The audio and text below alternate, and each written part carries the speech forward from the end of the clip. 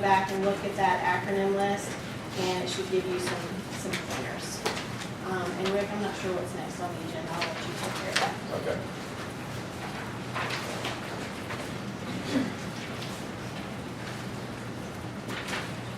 The next item on the agenda is a report of the Consolidated Consumer and Family Advisory Committee. Pat McGinnis, I call on you. Thank you. The first thing I'd like to do is me say I'm just thrilled to death to have Judy and Nancy here. It's nice to have other CFAC members here at the table.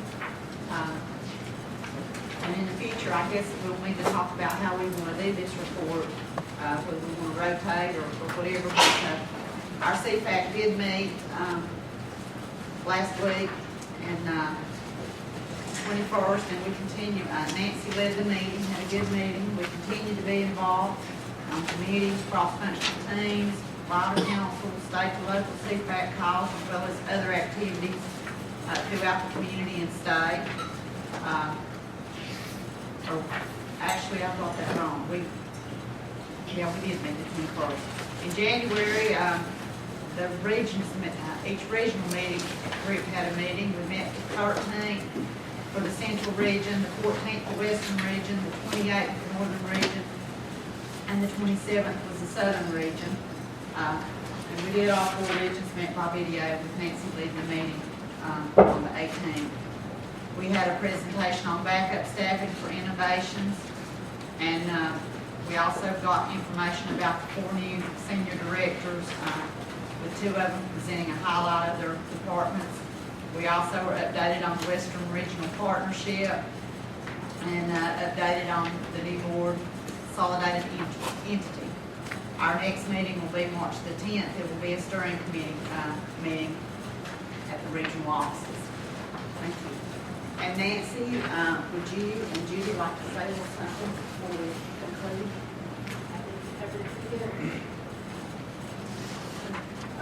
Okay. It was nice. It was the first time that the Western Highlands group hosted, and it was a neat and a different experience, but it was very nice. Did a good job, and we all enjoyed it. Thank you, Pat. So we're all coming together. Thank you.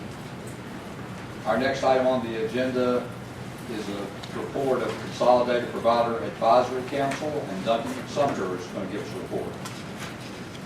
Thank you for this opportunity. Again, my name is Duncan Sumter, and I represent the Provider Network Council for Smoky Mountain Center. It's started off being just a fairly informal group of providers that got together to work through gaps in our system, basically. And there were a lot of issues that came up from a variety of reasons, from funding to staffing issues to recruitment and also service definitions. So we had a group going for quite some time, pretty informal, and Brian came to us one day. He just popped in like, hey, Brian, that's just kind of the way it does sometimes.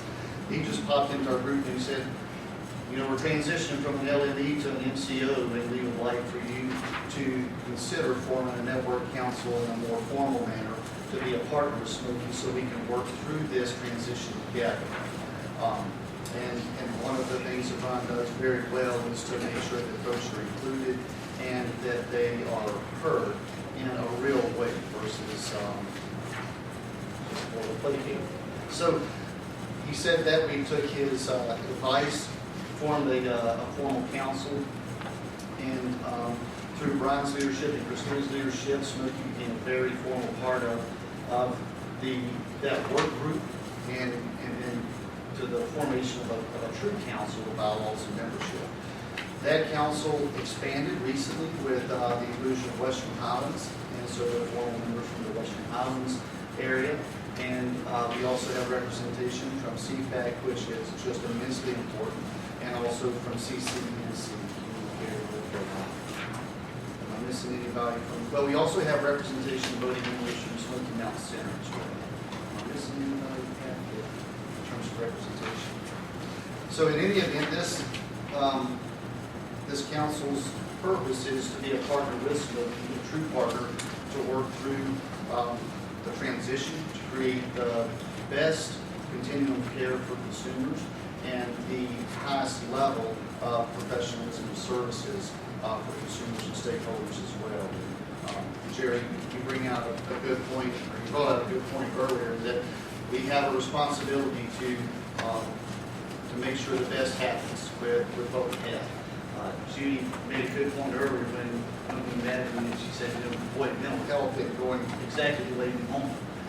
And what we talked about, the Smoky Mountain Center has always been a trailblazer. They've always been a leader in mental health and reform, or whatever you want to call it. So we're just grateful to be a partner in helping good things happen.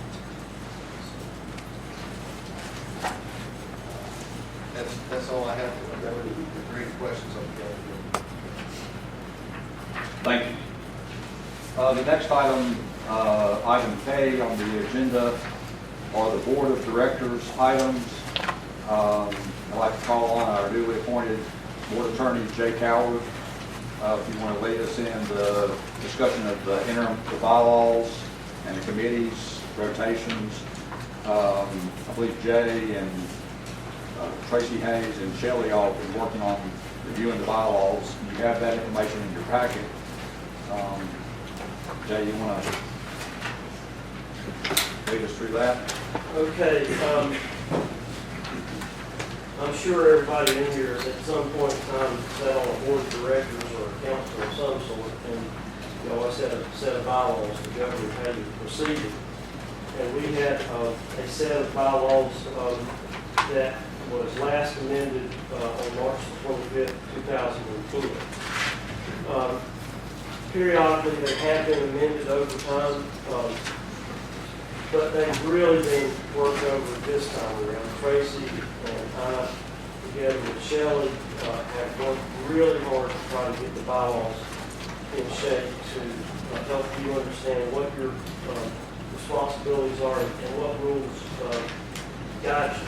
There are a set of bylaws in your packet, and I'm certainly not going to read every section, but some of it is set up because the statutes say it has to be set up that way. So it may look a little bit different from a nonprofit that you might serve on, or a corporation that you might be an officer in, but that's because General Statute 122C, which is the governing statute for what we do, mandates that we do it that way.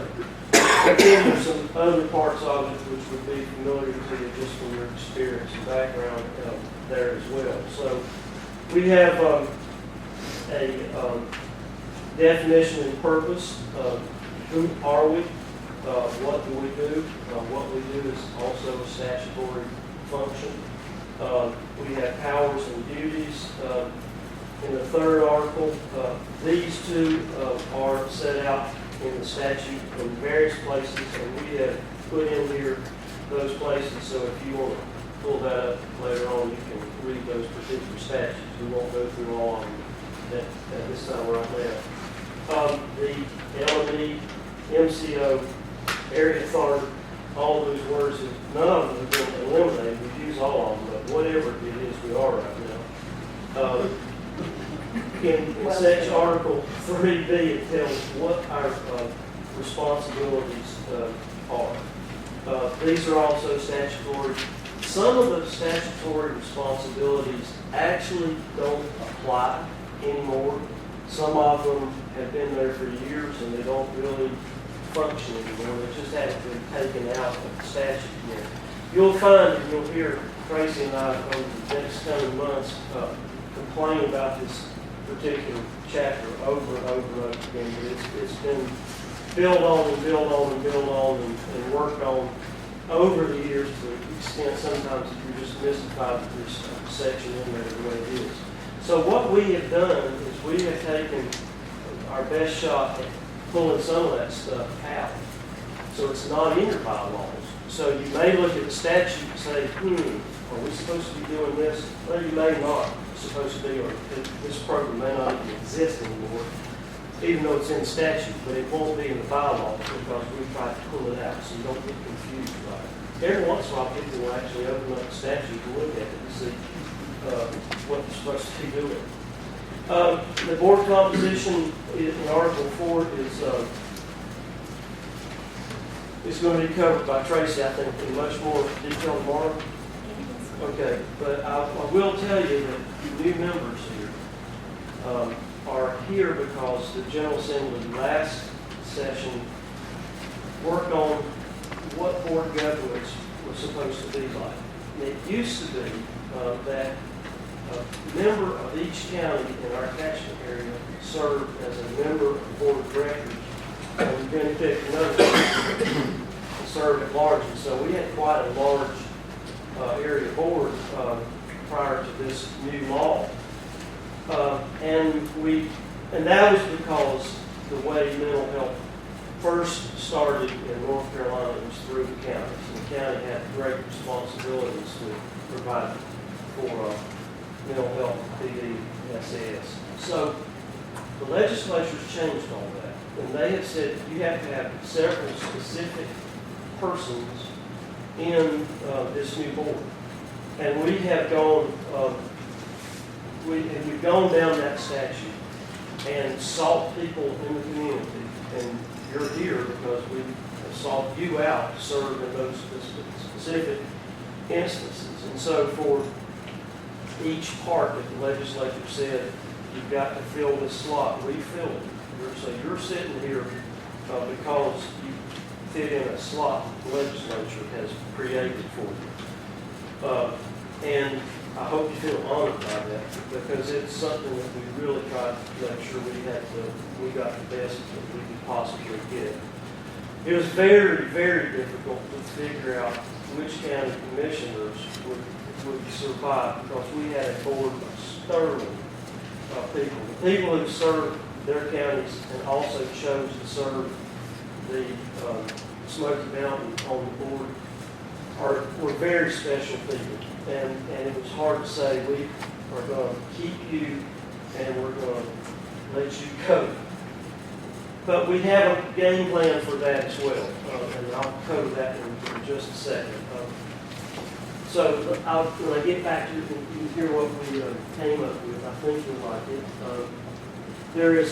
The new statute has a method of appointment, what the terms of office are, how do you fill a vacancy. There's a section on officers and organization. This is something that's not going to surprise you at all. You have to have a chief executive officer, chief financial officer, and we have also been blessed, and it's going to sound a little like bragging every once in a while, but it's the truth. We have some great officers. One of the things that I always think about when people are describing what they've done is how long they've done it. You know, how long has this person actually served in this post? You know, I've always felt like if another lawyer had a secretary who's worked for him for 25 years, he had a pretty good secretary. And we've got some officers who've been serving here for a long time. We've got some folks who've a lot of time with Smoky or with some other organization that has merged into Smoky. So we have set up an executive committee that is going to be a little bit more robust than it has been in the past. A lot of times in the old days, the executive committee didn't do a whole lot, but just avoid having to have a larger meeting. And so we got business done. Sometimes we're going to do it different. We've got a good executive committee now, and it's set in the bylaws. It says what they do. We've got a finance committee.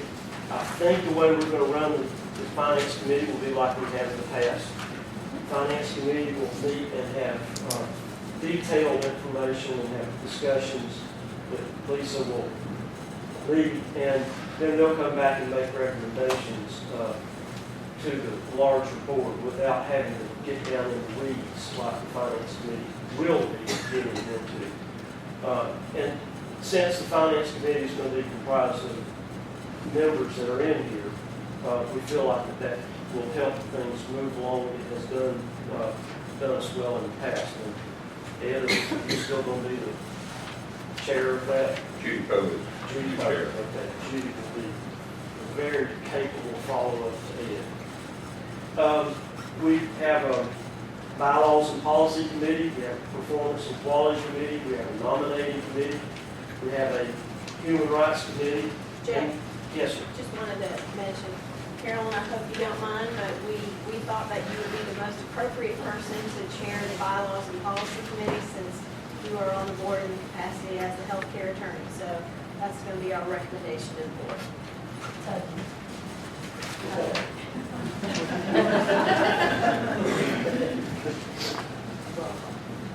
Yeah, we expect some revisions next month. Then you get to something called the County Commissioner Advisory Board. That's a real important committee. And it's a new committee. It's a committee that the legislature created because it wanted to still have a link with the counties. But there's no question that the legislature wanted to fundamentally change the governance structure of MCO, LME area authorities. So they've taken that county commissioner element out of the governance. It still remains in the fact that we tried very hard to not only appoint the people who fill those legislative slots, but the remaining people were county commissioners. So we've got county commissioners represented still on this board, and we feel like that's a real strong link to the way it used to be done. And it may, who knows, it may change in the future. But in the meantime, we have two ways that we're hoping that the counties will still be directly involved. One of them is this County Commissioner Advisory Board. So it will meet, we hope that it'll meet regularly. It's going to be sort of an independent thing. It will be advising, it will be the official county advisory board to this board. It will be hopefully coming to us and telling us what the counties want still in the area of mental health. But it will be only advisory. It will not have any authority to take any action on behalf of area authorities. The other way that we felt like we could still keep county commissioners and counties cognizant of what was going on and in some instances participatory in what was going on was to have a set rotation where people would be rotating in and out on a basis that would give other counties who are not represented on this board a shot at being represented. I'm emphasizing this because this was a very, very strong opinion from the county commissioners that we've got to make sure that each county's got a link to this board because, you know, that's where it happens. It happens back in those counties. So if you'll look at the rotation schedule, which is in your packet, it shows the initial 3-year appointments, 2-year appointments, and 1-year appointments. And once these rotations get going, we feel like that every county at some point in time, no more or longer than a year or two, is going to have some kind of rotation into this board so that they'll be represented.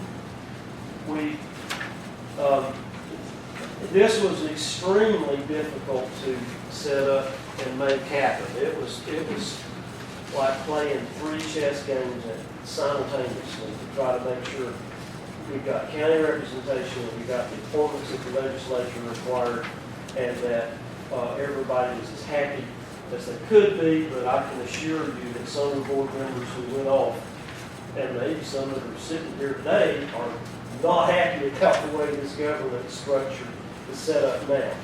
But it's what we've got to do. The legislature passed a law, and that is that. So we have the committee appointments through December 2014. We have the rotation schedule to follow the bylaws, and back to the bylaws. The next section is about our meetings. Does that sentence at the top where it says student?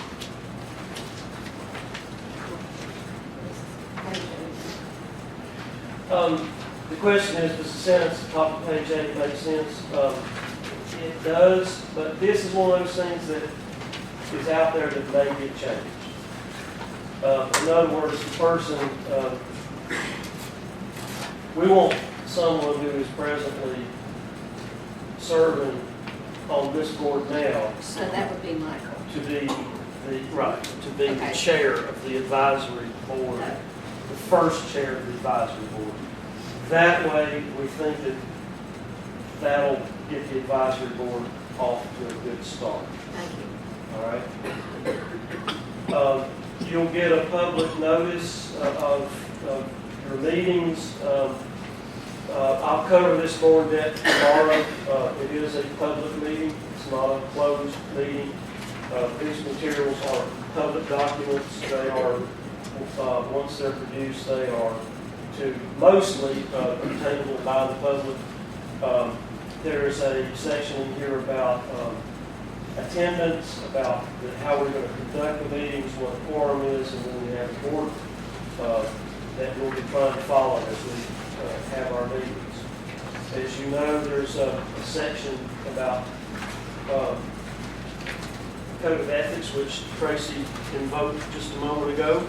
If you've got a conflict of interest, you have to tell us what it is. And then we have a section on the area director.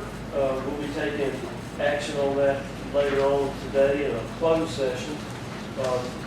As you probably know, most of you that in North Carolina, if you are a public body, which is what you are, all your meetings are open, except when you close them for a designated statutory purpose, which is permissible, and we'll be having a closed session at the end of the day to cover the part about the area director.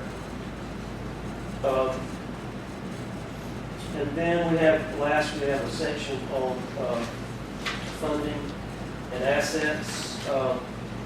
These were funds that went out. And then we have, last but not least, the provisions for amending the bylaws. Now, we're kind of starting out. We don't have any, really, we don't have the kind of bylaws that we need, because we have an old set that's been approved, and we've got this new set which hasn't been approved. So this new set needs to be proposed to this board and adopted by this board so we can move forward with the business that we've got to do. Now, I hope that you got this in time enough to read it and take a look at it, decide whether you like it. We hope that you just say, if this to us, we'll pass it. And then if we've got to make some changes later on, Carolyn Coward, who was pulled out of a bunch of you to be chair for that, and be the one to say, we've met, we decided we'd like to change a few things, we're coming back to you. And incidentally, I'm not related to Carolyn Coward, really. Not by blood. That's not true. She is married to my first cousin, but she is a very experienced practitioner of health law. And there are very few of them, but we've got to have one on the new governor's board, so that's why. Carolyn, do you not want to be related to him? I do not claim to take our family. So, Mr. Chairman, I would say it would be in order to, someone to move to adopt these bylaws. I'll also move, but I'm going to have some questions. Dickie Green, I'll second it. Okay, there's a motion to adopt the bylaws in a second. Okay, discussion. I have two or three. One of them is very minor, but on the executive committee duties, which is on page 6, B says work with the CEO to develop a draft agenda for the board meetings. However, the proposed committee meeting schedule, which is consistent with what we've been doing, is having our meeting schedule to be at 1 o'clock before a 4:30 meeting. Does that mean that we're going to set an agenda a full month ahead? Or is that something we need to strike or reword? Or that doesn't make sense that we could set an agenda for something 2.5 hours, or, excuse me, 3.5 hours ahead of the meeting. This was actually contained in your old bylaws, and we carried it over, so we can talk about revising that in the future. I think the intent of it is for executive committee members to propose items to go on the agenda, and that doesn't necessarily have to happen at a meeting, but executive committee members could contact Brian and say, you know, this is something I think we need to add to the agenda. So that's the intent of it. And that makes sense. I think it's something we need to look at, because technically, Sure. yeah. Let me just interrupt just a second, Michael. She made a good point. We didn't reinvent the wheel. We took the old bylaws and started with them. So a lot of the stuff that's in here are from the old bylaws, and we didn't think we needed to change. So that's how that's Right. survived. And for a long time, our executive committee was not meeting regularly, and Right. and then we started meeting at this time, so it's kind of changed too. So the other questions I have are related to the advisory committee, and that is on page 7, item D at the bottom there. The questions I have there, do we, and I'm not sure we need to do this one, I'm just asking a question here. When do we need to constitute this, and do we need to specify that in the bylaws? Now, that's the first question. The statute is silent on when it is to be constituted. It just says shall.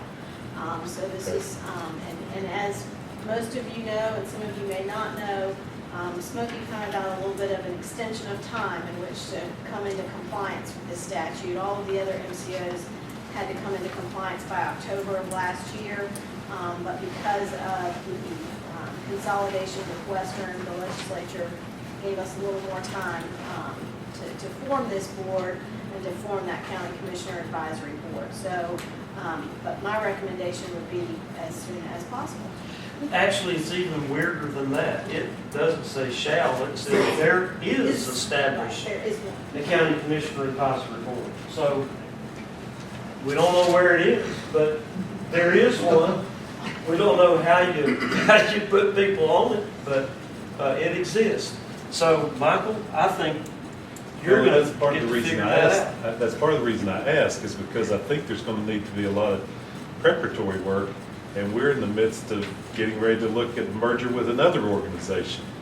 And so I'm not sure that we need to go headstrong into it next month, for example. I think we may need to be purposeful and cautious in how we do it. That's at least my thought. The other question I had that I think is more critical is that I think we need to speak, whether tonight or later, as Ms. Coward maybe makes some changes, is that it doesn't speak in any way to any, we speak as far as the LME MCO board goes to professional support by the staff for a variety of things, but there's no reference to any support at all by the staff for the advisory board.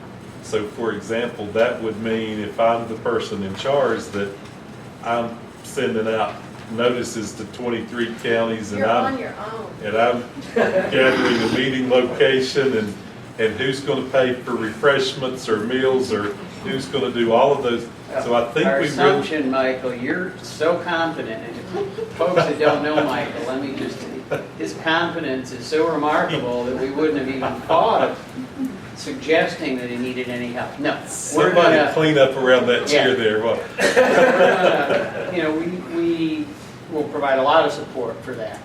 I think we need to specify that, maybe not necessarily tonight, but I think we need to look at specifying that and even that financial piece, because, if people are coming from all 23 counties to wherever that meeting location is, they're probably going to expect a meal at the very least.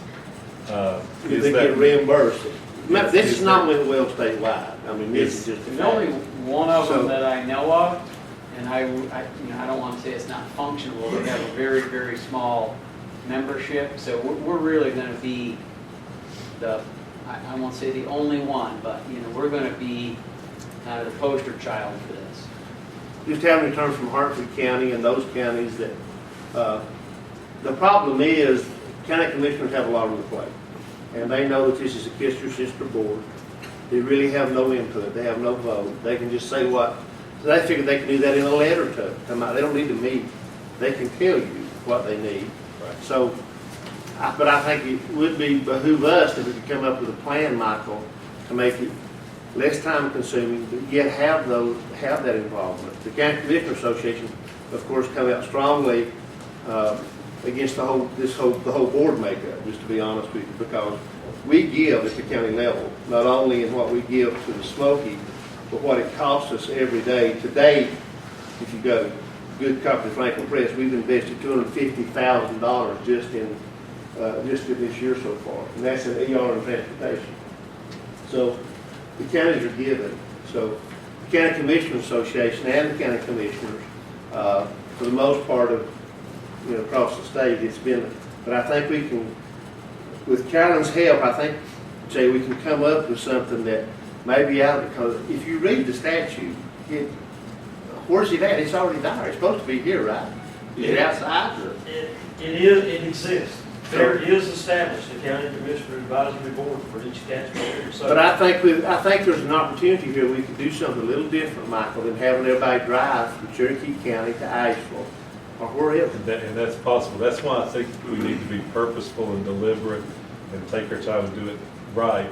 But at the same time, if we are going to have even a quarterly or semi-annual meeting, we need some support and somebody to help. Jim can tell you I'm not vested with my current schedule anyway. But not because I'm a county commissioner speaking for Judy or any other county commissioner, Michael, but this is really important to make this board successful. But if we have Michael and Michael have some little helpers like me and Judy to help organize, give me the 7 Far West counties. Me and Vicki will take on that, and we'll, And that's a good approach. So we can, but to make it successful as we go down the road of what we got to work on. let me just read something to you from 2 things from the statute to sort of give you an idea about this. Number 1, the advisory board shall meet on a regular basis. Okay, so it's mandatory that this thing that's already created meets on a regular basis. The other thing is it says that each board of commissioners within the catchment area shall designate from its membership who's going to be on this. So the county still have the authority to say we want Ronnie Beal or Kevin Corbin, whoever's going to be on this advisory board to be on it. And it says each board of commissioners may determine the manner of designation, the term of service, and conditions under which its designee will serve on the county commissioner advisory board. Hardly much else it says about how the governance of it is. So you just got to meet regularly, and I think that board itself is going to try. It's going to come up with its own internal rules and operating procedures. That's the way I look at it. We'll work with Michael on that. Yeah, I mean, the good thing about this, it's kind of a double-edged sword, the statute. It says almost nothing, right? I mean, we know that. So let's make it be whatever we want it to be, is kind of my pitch to you. So would it be acceptable for tonight if we said that maybe in terms of revisions that our attorney can look at Let's get this started. some draft language for tonight, we'll pass it as is, Yeah. and then we'll look at some draft language for Yeah, support I mean- and so forth for the future. Yeah, I mean, Yeah. Jay and really Jay and Tracy and Shelley deserve a lot of credit for putting this. Oh, they have, yeah, Putting all of yeah. this together. Holy cow. Yeah, This is to get us out of the harbor. yeah, I agree. Just get us started so we don't, belabor everybody with trying to. Right. I mean, you're raising great points, and we just have to tune all of this as we go along. Right. And believe it or not, that's all I have. Come on. Come on, Mike. Are there any, we have a motion and a second, and we've had discussion, is there any more discussion about the approval of the interim bylaws? I just have one question here on page 12, G. Is that statute or is that part of the is that a new line in the bylaws?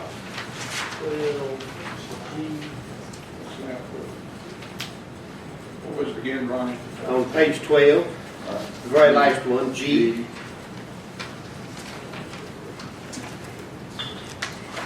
That is from the, I think that's statutory. Yeah. I know the part about receiving approval from the secretary is statutory, and I believe the rest of it is statutory, but we have to check. Thank you, But the Mr. Chairman. secretary must, anytime, that's one of the changes. The counties can't Right. just leave. You can't just decide to walk. Right, the secretary has to approve it, so. But I think the part that's changed is July 1st. That had to do with the fiscal year calendar, because it would be extremely problematic if any county were to try to leave Middle of the year. in the middle of the year just because of all the fiscal issues, so that may not be in the statute. I think we put that in there to try and get some fiscal accountability. What was in 11208? One of the big issues, of course, doing this would be, catastrophic and a lot of, our capitation is set for a year in advance. So any change in terms of the population of individuals eligible for Medicaid would void the capitation that had already been approved by the state of Mercer. So that's a big deal. I don't know what they do to deal with that, to tell you the truth. They'd have to open up our contract, they'd have to redo the capitation. It would be a gigantic undertaking. Okay. Yeah, we need to approve the bylaws, approve the schedule.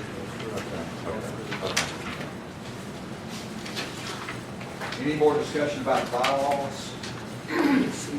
Are you ready to vote on bylaws? Ronnie, you got, you good? You good? I just didn't see no pay increase for the board members. I didn't. It's on page 47.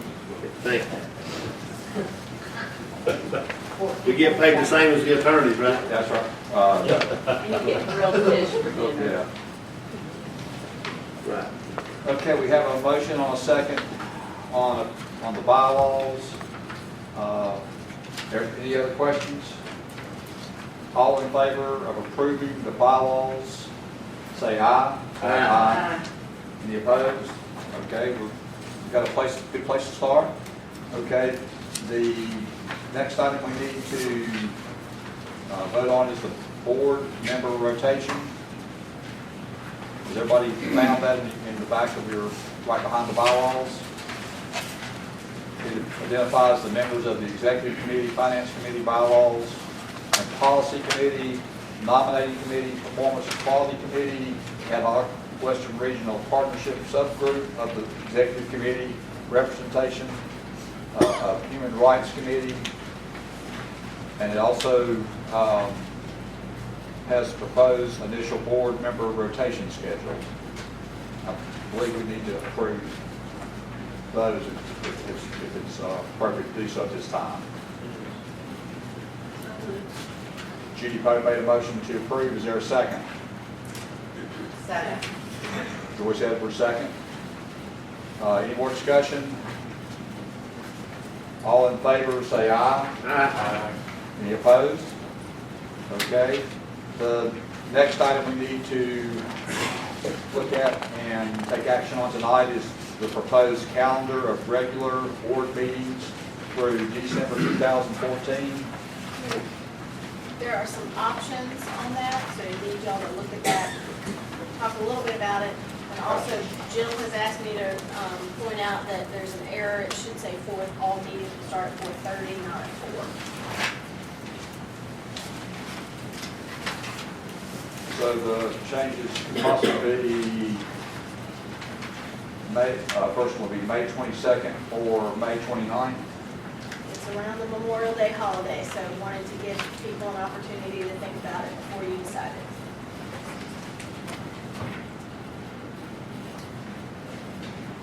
Any preference on May 22nd or May 29th? For the 22nd. That's the Thursday before. Okay? Is everybody okay with May 22nd? Okay, July 24th, Historically, you all have not met in July, and we had discussion about just, given the increasing scale of our operations, do we want to have that on as an option to meet in July? My preference would be to schedule it, and then if we don't need it, you cancel it. agreed. Makes sense. Is everybody okay with that? Next item, October 23rd or October 30th. Is there preference on one of those?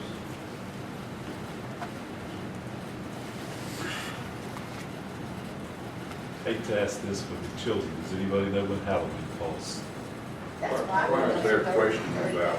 It was Halloween, that was really why I did that. Those of us running for real next one, I'll be here regardless. Just want Following Thursday. you want to go with the 23rd? Is that the safest way to do it? Or not, if it does. 23rd, okay? Or we can come in costume. Okay, so we're saying March the 20th, April 24th, May 22nd, June 26th, July 24th is the optional, August 28th, September 25th, October 23rd. We do not have a meeting in November and December the 11th.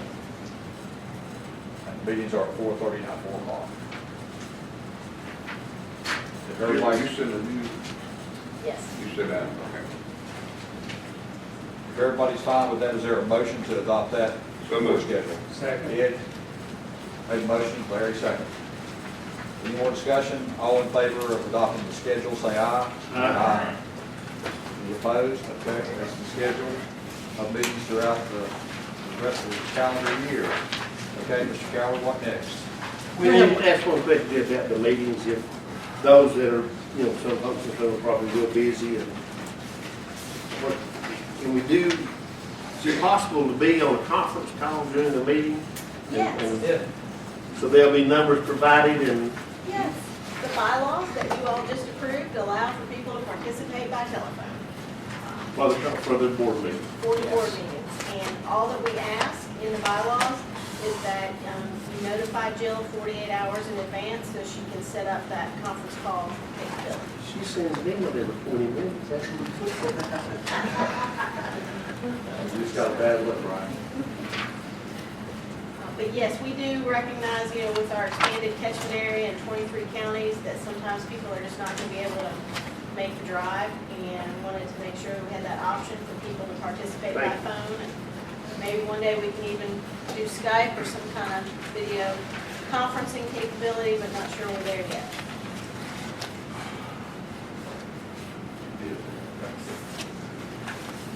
All right. Jay? We need to appoint a vice chair. I would like to nominate Charles Vines. Charles was past chair of Western Highlands, and I'd like to make that. I hadn't talked to Charles, I'm sure he anxiously would want to do that, so. He didn't fall out of his chair. He's also Mitchell County manager, and he's always under fire, so he's, to me, he would be a great person to serve as interim vice chair. Second. I think we could retire someday. I'll I'll do my best. I already served as the chairman of one state board, and vice chair of one state board, so March the 20th would be the good thing about it, Rick, you're never gonna miss a meeting, right? No, There you you go. don't miss too many, so, okay. We have a motion and a second. Any discussion? All in favor of appointing an interim vice chair, Charles Vines, say aye. Aye. All right, that's unanimous. What? Ronnie Bill. Ronnie Bill International. Okay. Jay, you're gonna talk about number 3? briefly, we have one vacancy. One of the slots that was created by the legislature is an individual with insurance expertise. And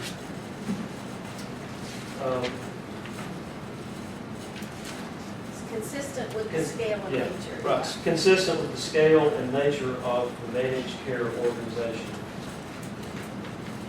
Where that is. That was the difficulty we had when we talked about this. We had, I know, Ronnie helped me with the name, was it Farrell? Who's a broker of a couple of different counties out in Ronnie's area. And it seems like there might have been one other name, but I know Ronnie's was the first one that was mentioned to us. But in terms of finding someone that had that MCO level of experience, the fellow with the association who worked in risk management, that was the only one that seemed to be at that level of the MCO. We didn't have any other names that was at that MCO level. Short of that, I think we would be back with someone like the broker person, and it would be up to someone questioning us for appointing that, I think. That's my thought. The general statute police. I am not aware of, so far, any appointments of any LME MCOs that have been questioned by the secretary, so. I mean, with that in mind, to me, you were the first to recommend someone there. He's willing to serve, that would be the most obvious choice there. Does anybody know anybody from Blue Cross and Blue Shield? Anybody have any connections? Because they're just gonna be driving this train, so. Anybody have any connections there locally or Buchan County, Henderson County? They do have to reside in the catchment area, that's one of Right. the requirements of the statute. Was that the case with Mr. Sappenfield, why he did not reside? Because there was a suggestion that maybe Ronnie and Judy had called him and maybe find out. Yeah, I spoke to him, and he really felt he could easily be in a position of conflict and just, which I appreciate. I mean, he really can't do it. But he does live in Sketchville. My understanding, is that your understanding? I don't know where he lived, but it was my understanding that it really wasn't going to work out. Right. Is that something we could just think about and somebody bring a nomination back? It's not- Mr. Chairman, I Yes. believe, did I just take over being the chair of the nominating committee? You did? You did? Why don't you leave this Congratulations. committee? And I will talk to my buddy Ronnie, and try to figure out an insurance person who would not have a conflict Okay. with Blue Cross Blue Shield. Okay. I take this all very seriously. Thank you. Thank you, Jack. Right? Wow. I guess you can see we stretched the truth a little bit here already tonight, our first confession. When we put together this agenda, I remember saying to Jill and to Rick, well, it'll be just kind of like a mini board meeting. We won't have to do that much stuff, we just kind of, and we did that, I think every year for our retreats. We've had really very brief, abbreviated meetings. Just so happens this year, it happens to coincide with having a whole new board and all new bylaws and all kinds of things going on. So we said, yeah, 4 to 5:30, and then at the last minute, I guess Jill must have felt so self-conscious she put in or until completed, I see as part of the agenda. So since it's now 5:35, and we have a lot of stuff left to do, I'm going to be very, very intelligent about the way I approach this. We had, you can see that the discussion about the county advisory board is a big discussion, and it's not going to happen all at once. Michael will, be happy to put my head together, with you and anybody else, and Shelley's going to be supporting this group, and Ronnie, of course, and Judy very active with the counties.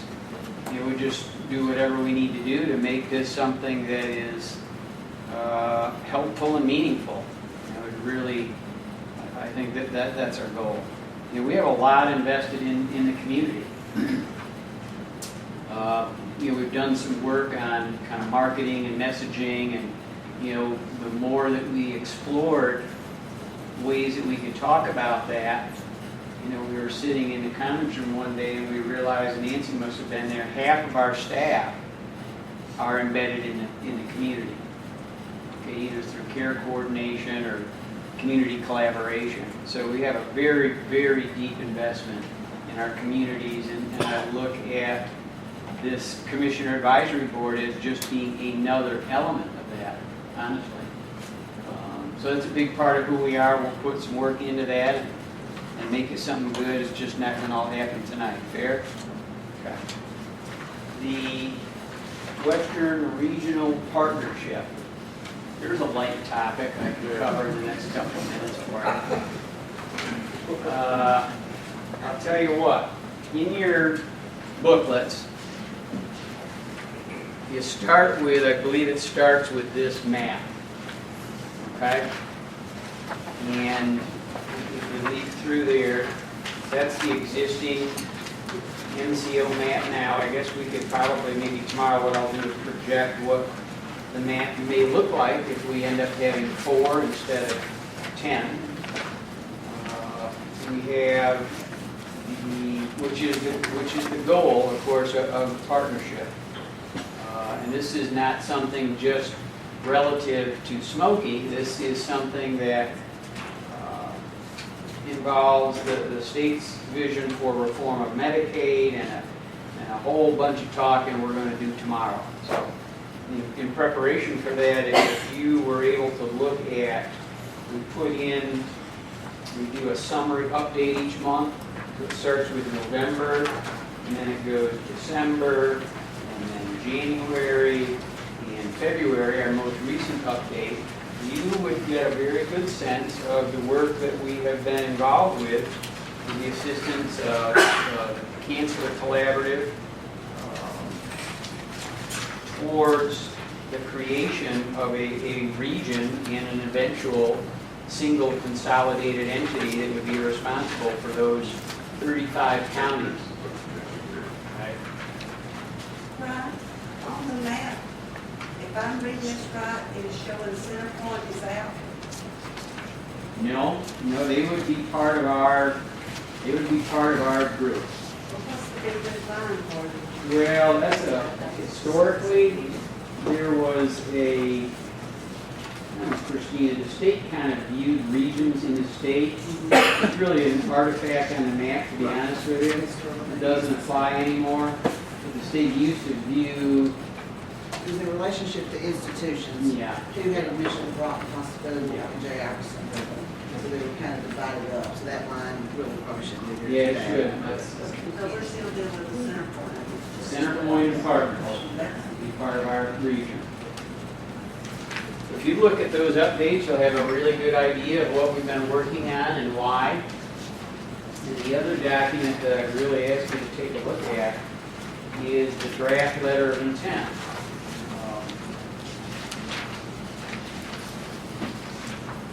This week, there was a lot of information shared very privately by the governor. We had a special, by invitation only, meeting with representatives from provider associations, hospital associations, really all the major healthcare players, MCOs. They actually handed out information, and on each of the sheets it had a number, and after you left the meeting, you got to hand it back in. So you have an idea of just how carefully the information around this is being protected at this point. Also had a meeting this morning that I participated in over the telephone with Dave Richard and Marty Peel, who's a consultant advisor to DHHS, that really covered a lot of the same information that the governor and the secretary addressed as part of that special meeting, even went further to talk about some of the timelines that are connected with all of this. And of course, the condition of having that discussion was to not share that. So, it's this is not the first time when I found myself in a position where, I have important information that's very relevant to this organization, but put into a position where sharing it in a large public gathering, just wouldn't be appropriate.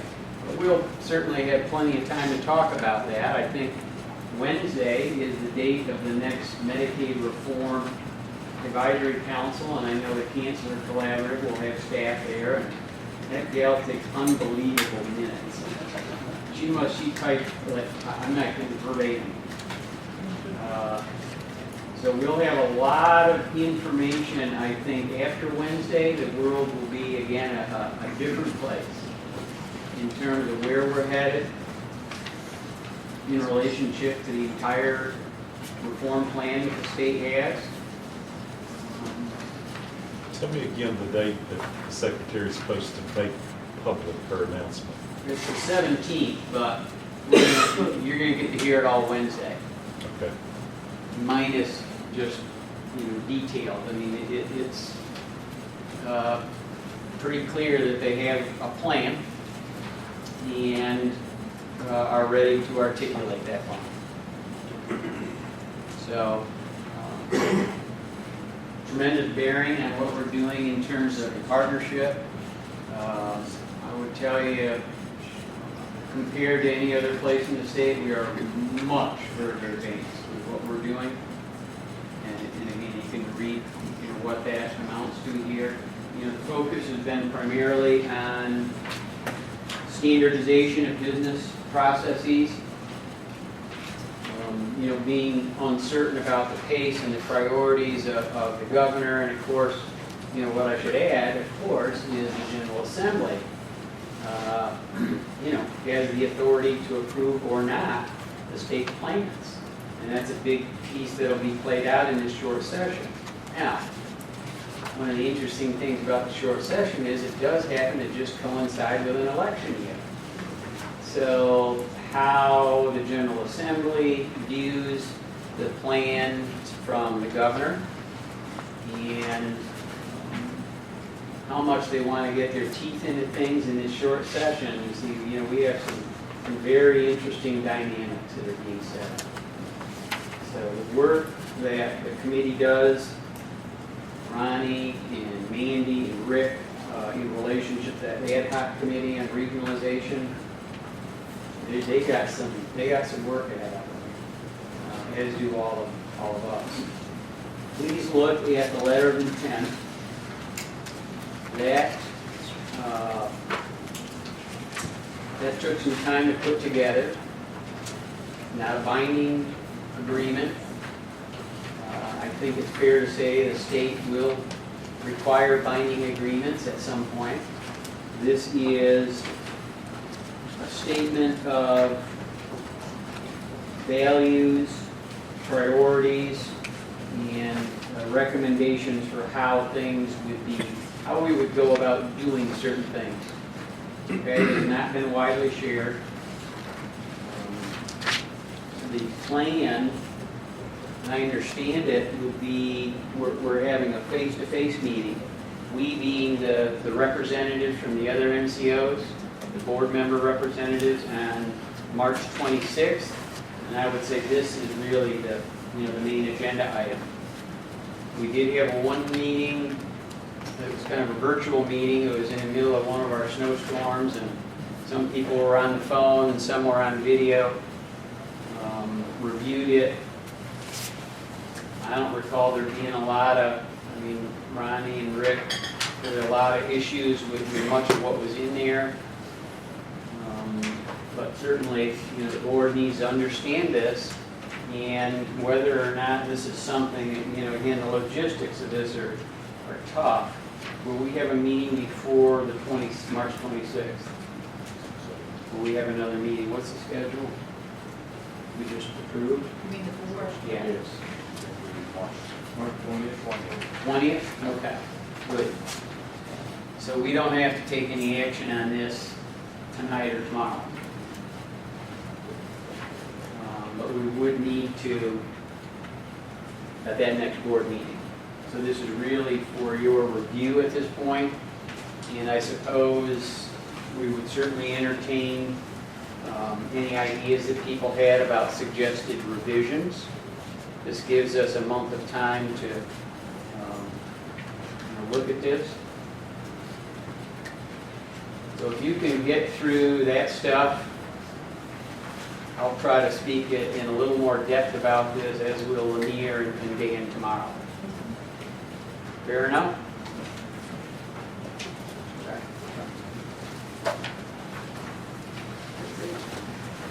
Are there any other items? That's what I said, Ron. Oh, okay. I'd like to sit you two at different tables. Are there any other issues that we need to bring up before we go into closed session? We have 2 items for closed session tonight.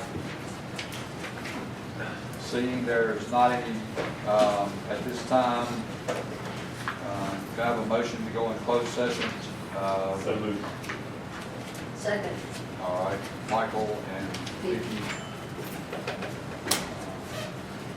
All in favor of the going closed session, say aye. Aye. And it's closed session, pursuant to North Carolina General Statute 143-318, to consult with the attorneys in order to preserve the attorney-client privilege concerning matters in litigation and potential litigation. And also, there's actually two items for closed session. The other one is You can do one at a time, right? We're going into closed session for both items. You can identify both. okay. The second item is the closed session, pursuant to North Carolina General Statute 143-318, to consider the conditions of employment of the CEO area director.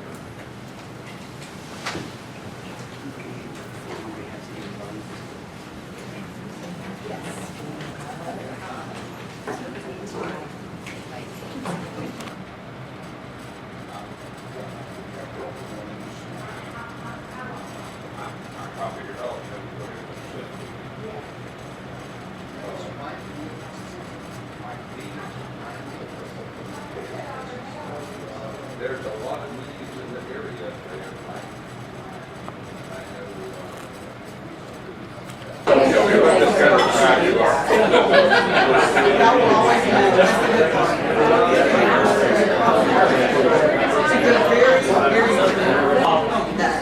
Last call, everybody. Let's go. All right, you know, We're here now. sit down, Nick. Who was that smart ass? Tell us how you really feel. Anybody? Yes, I am getting that. See, I heard. Good. Good.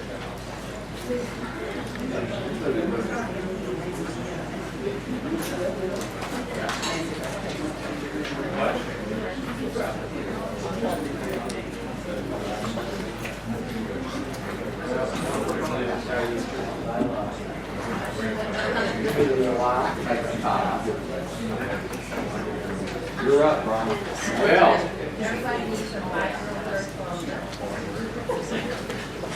let me send you these right off the bat. I'm Brian Ingram, CEO at Smoky, and I did not prepare a lengthy speech here to launch this inaugural meeting, so I won't delay too much. This is something new and something different. We have some folks that have been with us for a while as part of our Smoky board. We have some folks that have been with us for a while as part of the Legacy Western board, and then we have some brand new folks. So, you know, our challenge will be to level the information for everyone, so we can kind of all go on ahead together. We got a lot to cover, tonight and tomorrow, and that's just a start. Really appreciate everybody taking the time to be part of this. I think it's so challenging for folks. So we really try to recognize people's contribution, and we have a great collection of folks. It's very exciting. And probably what we should do at this point is go around and let you talk a little about yourself and why you're here. Michael, you want to start off? I'm Michael Lavender. I'm from McDowell County. I'm employed at the community college there, and Dow County Commissioner. I was first on the Foothills Mental Health Board, which then merged with Smoky and down here. Great. I'm Jeff Heck, I'm a physician. I'm also the CEO of Mayheck. I spent most of my career in academic medicine, including working on starting one of the first combined programs in psychiatry and family medicine. And I also worked for the World Health Organization in Geneva for a short time, and really interested in primary care and models of primary care and integrating mental health into primary care. We have quite a bit of experience with that at Mayheck, and would happy to be here. I'm actually a newcomer, so but it's a pleasure to be here. I'm Vicki Green, and I'm Jay Coward. I practice law mainly in Silva. I've been an attorney for Smoky Mountain since 1990. And Jay Howard is also the attorney for Jackson County Board of Commissioners, and I am a commissioner from Jackson County. I'm the new kid on the block. I've tried to learn just as much as I could, just as fast as I could, but I still just know enough about a lot of things to be confused. And yeah, I've only been on this board for about a year, but I have been interested in some of the changes on Smoky Mountain, good and bad, and look forward to continuing.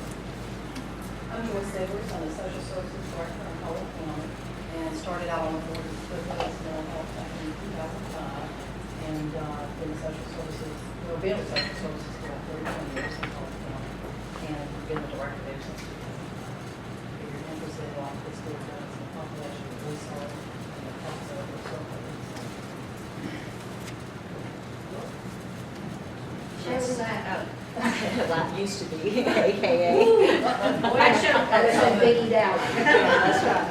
I'm Shelley Foreman. I'm the Senior Director for Planning and Public Affairs, and have been with Smoky now for 15 years and got to see all those changes that Vicki talked about, both good and better. I'm Ronnie Bill, I'm the county commissioner from Macon County, been on the board for 8 years. I've also served as president of the North Carolina County Commissioners Association, being involved in mental health more than I ever wanted to. And, but I'm glad that y'all have decided to be on this board. Thank you for your time. Larry Cox will be here. And I'm Larry Cox from Allegheny County. Like Vicki, I've been on the board, Smoky Board, for about a year, a little bit over a year, and have learned just enough to not be confused, be dangerous, I guess, or something like that. But the Smoky Board has been a wonderful board to work with, and our administration, our folks, are just great to work with. And it's good to see some new faces. I look forward to meeting each of you. And, I am a county commissioner for Allegheny County. That's the mission. I'm Charles Lyons. I'm mayor of Bakersfield. I've been for the past 23 years, big city, population 407. I'm also the county manager in Mitchell County, been there since 2006. I'm a veteran of the military of 25 years, and I'm glad to see everyone here and look forward to working with everyone as we move forward. And, also, I was lucky enough to be the chairman of Western Highlands when the consolidation and everything began right here in town. And some of the members from that board glad that they set me up, they did really. So it's been really great. I have found some excellent staff at Smoky Mountain, and everybody's moving forward on the right foot, and I think we've got a lot to do and a lot of people to take care of. All those good, we're able to do that. So thank you. I'm Judy Poe, Ashe County Commissioner. I've been on Smoky Board for about 7 years. I came on with the New River Manal. Been with them through the Foothills consolidation and through Western Highlands consolidation. And, I said this is a great group. We've got a good organization, and I look forward to meeting all of the new people and working with you. Make new friends like we did with the last board. I look forward to all us working together. I'm Nancy Ford, I'm the Senior Director of Human Resources, and I've been with Smoky Mountain Center for 5 years. Good afternoon, everyone. My name is Christina Carter. I'm the Chief Operating Officer. This is a very, very exciting day, very historical. A lot of new faces, lots of new people to meet. We're very excited. Later on this evening, if you'll stick around, you'll get to kind of see the rest of our system from some of the people that report to me, a little bit more what they do. But I'd like to personally welcome each and every one of you, and I'm very excited. Thank you. Good afternoon, I'm Lisa Slusher, I'm the Chief Finance Officer at Smoky. I've been at Smoky since 1988, but I've been in my current role, I guess, for the last 12 or 13 years or so. And I guess in my tenure at Smoky, just seen very little change, so just wanted to point that out. Where is the real Mrs. I'm Julie Sinclair, Senior Director of Quality and Integrity Operations. Sorry, I wanted to see you. My name is Rhonda Cox. I'm the Senior Director for Care Coordination. I've been with Smoky 10 years, which was a long time. Now, and only I think Lisa and Shelley and Robert have been here longer. So it's really great to meet with you and the individual. You have a wonderful work. I'm Bobby Duncan. I'm the Executive Assistant to the Leadership Team at Smoky. I'm Robert Webb. I'm the Chief Information Officer for Smoky Mountain Center. I've been here for 13 years. That has, as Lisa said, I've seen very little change. It's just an exciting time to be part of this organization and look forward to it. I'm Carolyn Coward. I'm an attorney with Family Law Firm in Asheville, and I practice regulatory and transactional healthcare law.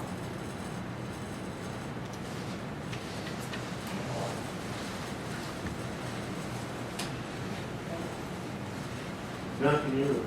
Yeah, somebody in the back. I'm Duncan Sumter. I represent the Smoky Mountain Network Council. I'm the chair of the provider network, and appreciate the opportunity to be a part of this board. I live in Berkeley, North Carolina. I'm Pat McGinnis. I'm a CFAC member from Marion. And I'm tickled to be here. I'm also tickled to be here. A new member, my name is Tisha Henson, I'm CFAC for the training. I'm Craig Martin. I serve as the Chief Medical Officer for Smoky Mountain Center. I've been here since 2011. My background and training is in adult and child psychiatry as well as certification in addiction medicine. Hi, I'm Tony Shilo. I've been with Smoky 2 years. I am now the Senior Director of Clinical Operations, so this is a new position for me, and we will be here with the board, so nice to be here. Good afternoon. I'm Jenny Pugh. I'm the Senior Director for Community Collaboration at Smoky. And part of my past history includes being a provider in this system and also working with the department in this system. Prior to that, being on the faculty of a very large medical university, so I've been in a lot of different places, and unlike these guys in the back room, I've seen a lot of them. I'm Brian Shupin. I'm the Consumer Relations Director for Smoky Mountain Center. My team supports the CPAC and Human Rights Committee. I've been with Smoky for 6 years now. Did similar duties at Pliggett for 8 years prior to that. My name is Nancy Baker, I'm originally from Rutherford County. I live in Coffee County, son in Rutherford County, who is IDD. And I'm seeing history make today because I see 3 CFAC members sitting at this board who are going to have voting rights. And I can tell you right now, we have worked hard and long and cried many a tear to get this done. So for me, I'm seeing history. I am very proud to be a part of this board. And you'll learn real quickly, I say what I mean, and I mean what I say, and I don't hide it, so I'm glad to be here. I'm Maggie Faulkner, I'm from Henderson County. I served on the Western Highlands Board, and I have spent my career in human services. Glad to be here. I'm Danny Crossland. I retired as CEO from PBH, now Cardinal, a few years ago. Like Maggie, I've spent my entire career in mental health, so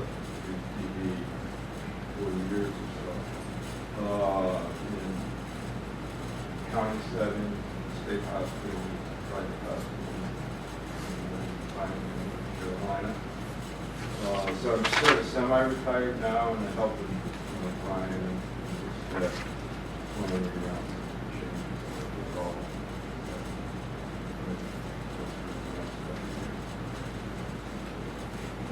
I'm a Lanier counselor and doing some consulting along with some other members of my team, working in the transition to Western Highlands, and now doing some other things, planning for some of the changes.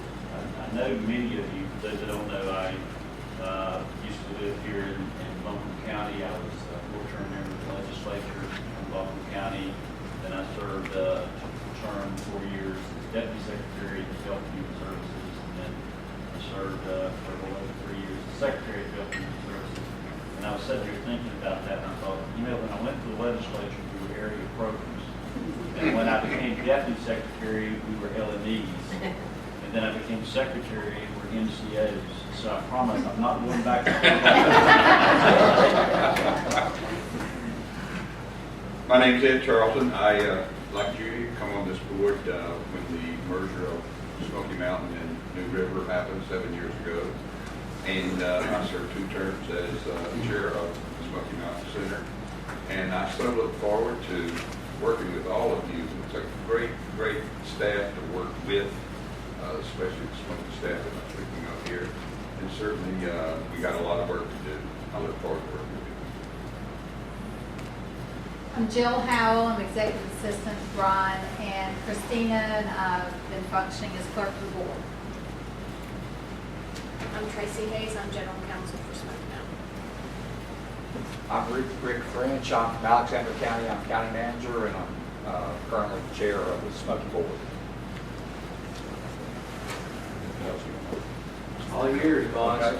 Ms. Ben's back there. You want to introduce yourself in the back? I'm Vince Newton, and I am on the LME performance team of the Division of Mental Health, PD, and Substance Abuse Services, and I am the liaison to Smoky. And I've been around for a while, starting from Blue Ridge. I attended the first board meeting of Western Highlands as the Director of Community and Consumer Relations. And it's a privilege to also attend this first board meeting of this new board for Smoky. Well, I'm the visitor in the room. I'm Melissa Tambidi, and I'm the director with Family Preservation Services, and I work in Rutherford and Polk Counties here. Jerry. Tell who you are. I'm Jerry Rice. I'm the video man. I'm an advocate for special needs children for the last 26 years. I've been around and videoed more meetings of this than the law could allow, probably. But I've got videos that would be archives of great importance. If you could see the trend, like Lanier is talking about, Lanier and I ran at the same time. He got in, I didn't, and I'm happy.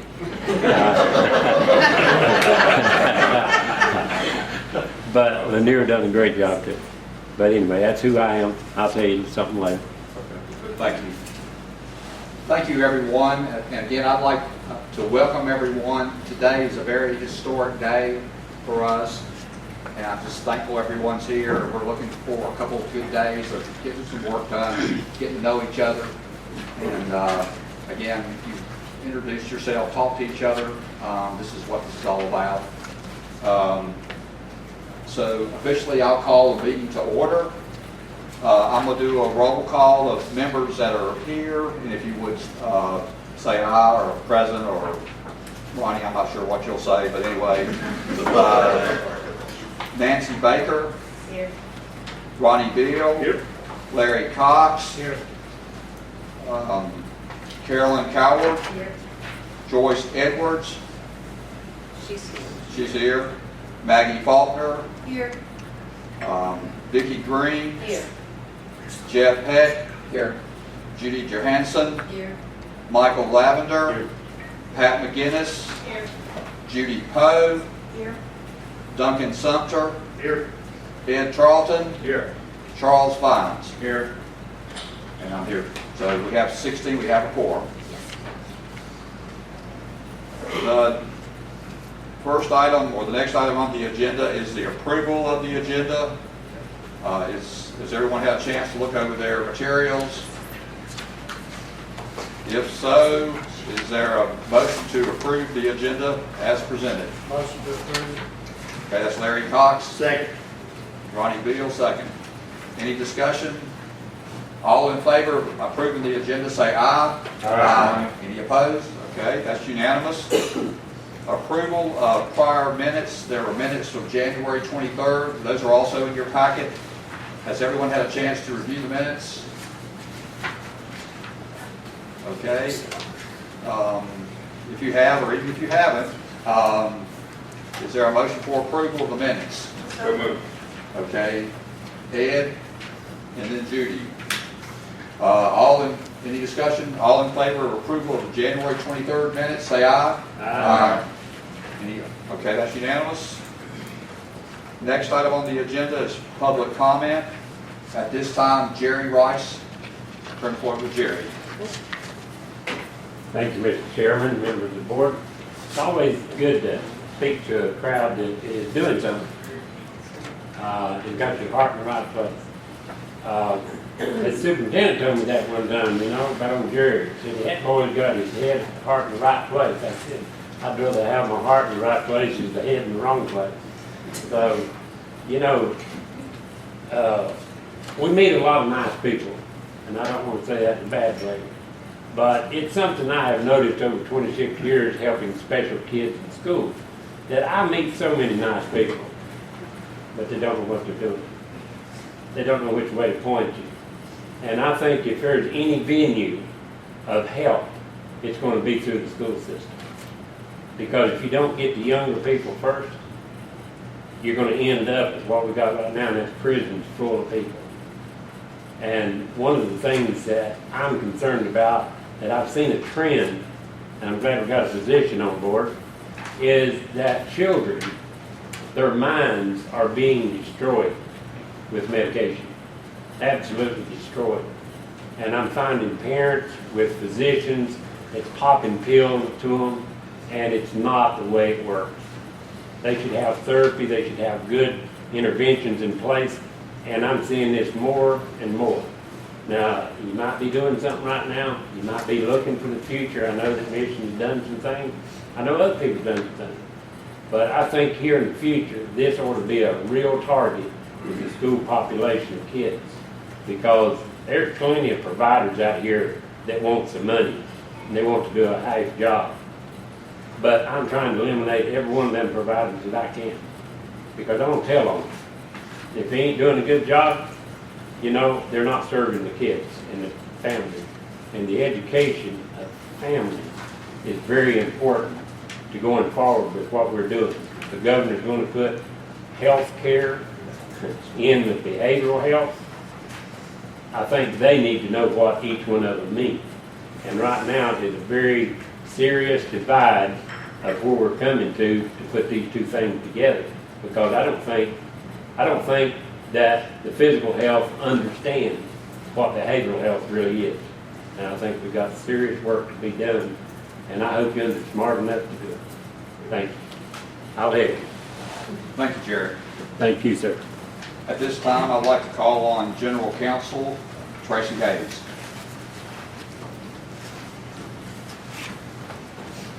The next item on the agenda is the conflict of interest disclosure. This will be a standing item on the agenda for every meeting. This is to make sure that we are meeting all of our compliance requirements.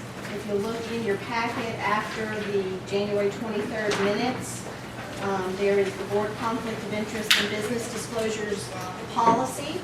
Attached to that policy is a board conflict of interest disclosure form. I will be going over this policy and the form tomorrow, but we just wanted to make you aware this is going to be a standing item on the agenda, and this will be a time at each board meeting for any board member who has an apparent or actual conflict of interest to disclose that to the board in relation to any pending items that are going to be voted on. Just as a matter of record, I think everyone is aware of this, Mr. Sumter, who is serving on the board in the capacity as the president of the Provider Advisory Council, is serving in a non-voting capacity since his agency receives funds from Smoky Mountain Center. So just want to make sure everyone was aware of that. And then we have another non-voting member on our board, and we can talk about that a little bit more tomorrow during the training. I think the next item on the, so there's nothing you need to vote on for that item. The next item on the agenda is the appointment of the board attorney and clerk. Since this was a new board, we thought we'd kind of go through the formalities and make sure that everything is done above board. It is my very great pleasure to recommend to all of you that you continue to appoint Mr. J.K. Coward as your board attorney. Mr. Coward has served as Smoky's board attorney for many years and has been of excellent service and counsel to the board. And for those of you who were on the Western Highlands Board, I just thought I would mention that your board attorney has decided to retire from the practice of law, so we will not be able to rely on his counsel anymore, and so I am recommending that the board appoint Mr. Coward as the attorney for the board. Do we have a motion? Make a motion. Second. Okay, that was Charles Vines, and I missed the second. Ronnie Bill. Ronnie Bill. And do we have a vote in favor? All in favor, say aye. Aye. Any opposed? So this means I'm still on the agenda tomorrow afternoon, right? That's exactly Yeah, what it get out means. that What it means is the clock is still running, is what it means. I did not say that. The next item on the agenda is the appointment of your board clerk. Jill Howell has been serving in that role, and I would ask that you all make a formal motion to appoint Jill to continue to serve as the board clerk, in which capacity she will keep minutes for the board, post the agendas and everything else to the website. Do I have a motion? I'm sorry. Who did that? Yes. Ed, and do we have a second? Second. Larry Cox, second. And all in favor, say aye. Aye. Any opposed? All right. I think the next item on the agenda is Ms. Slusher is going to give us a finance report. Normally at each board meeting, we would have a report of the finance committee, but since the finance committee did not meet today, we're going to have Lisa give her report. Thank you, Tracy. In your packet, you have a finance packet. It starts with the pink sheet if you want to follow along, and that's Smoky Mountain's balance sheet at 12/31/2013. At the end of December, we had cash checking of $45.3 million. In our cash Medicaid risk reserve, we had $4.5 million. Each month, Smoky receives Medicaid check, and 2% of that has to be set aside in a risk reserve to protect from Medicaid cost overruns. DMA will continue to fund that risk reserve until it reaches 15% of our budget. So again, right now, we're at $4.5 million. In accounts receivable, at the end of December, we had a little over $7 million, with the majority of that being due from the Division of Mental Health. Smoky's total assets at the end of December were $61 million. Liabilities and payables, we had $4.7 million, and that's a combination of what we owe vendors and providers. And typically I refer to providers as providers of consumer service. Also in accounts payables and what we call the IBNR for state-funded services, we had $1.8 million, and for Medicaid we had $15 million. So I want to take a minute and just explain what IBNR is. That stands for incurred but not reported.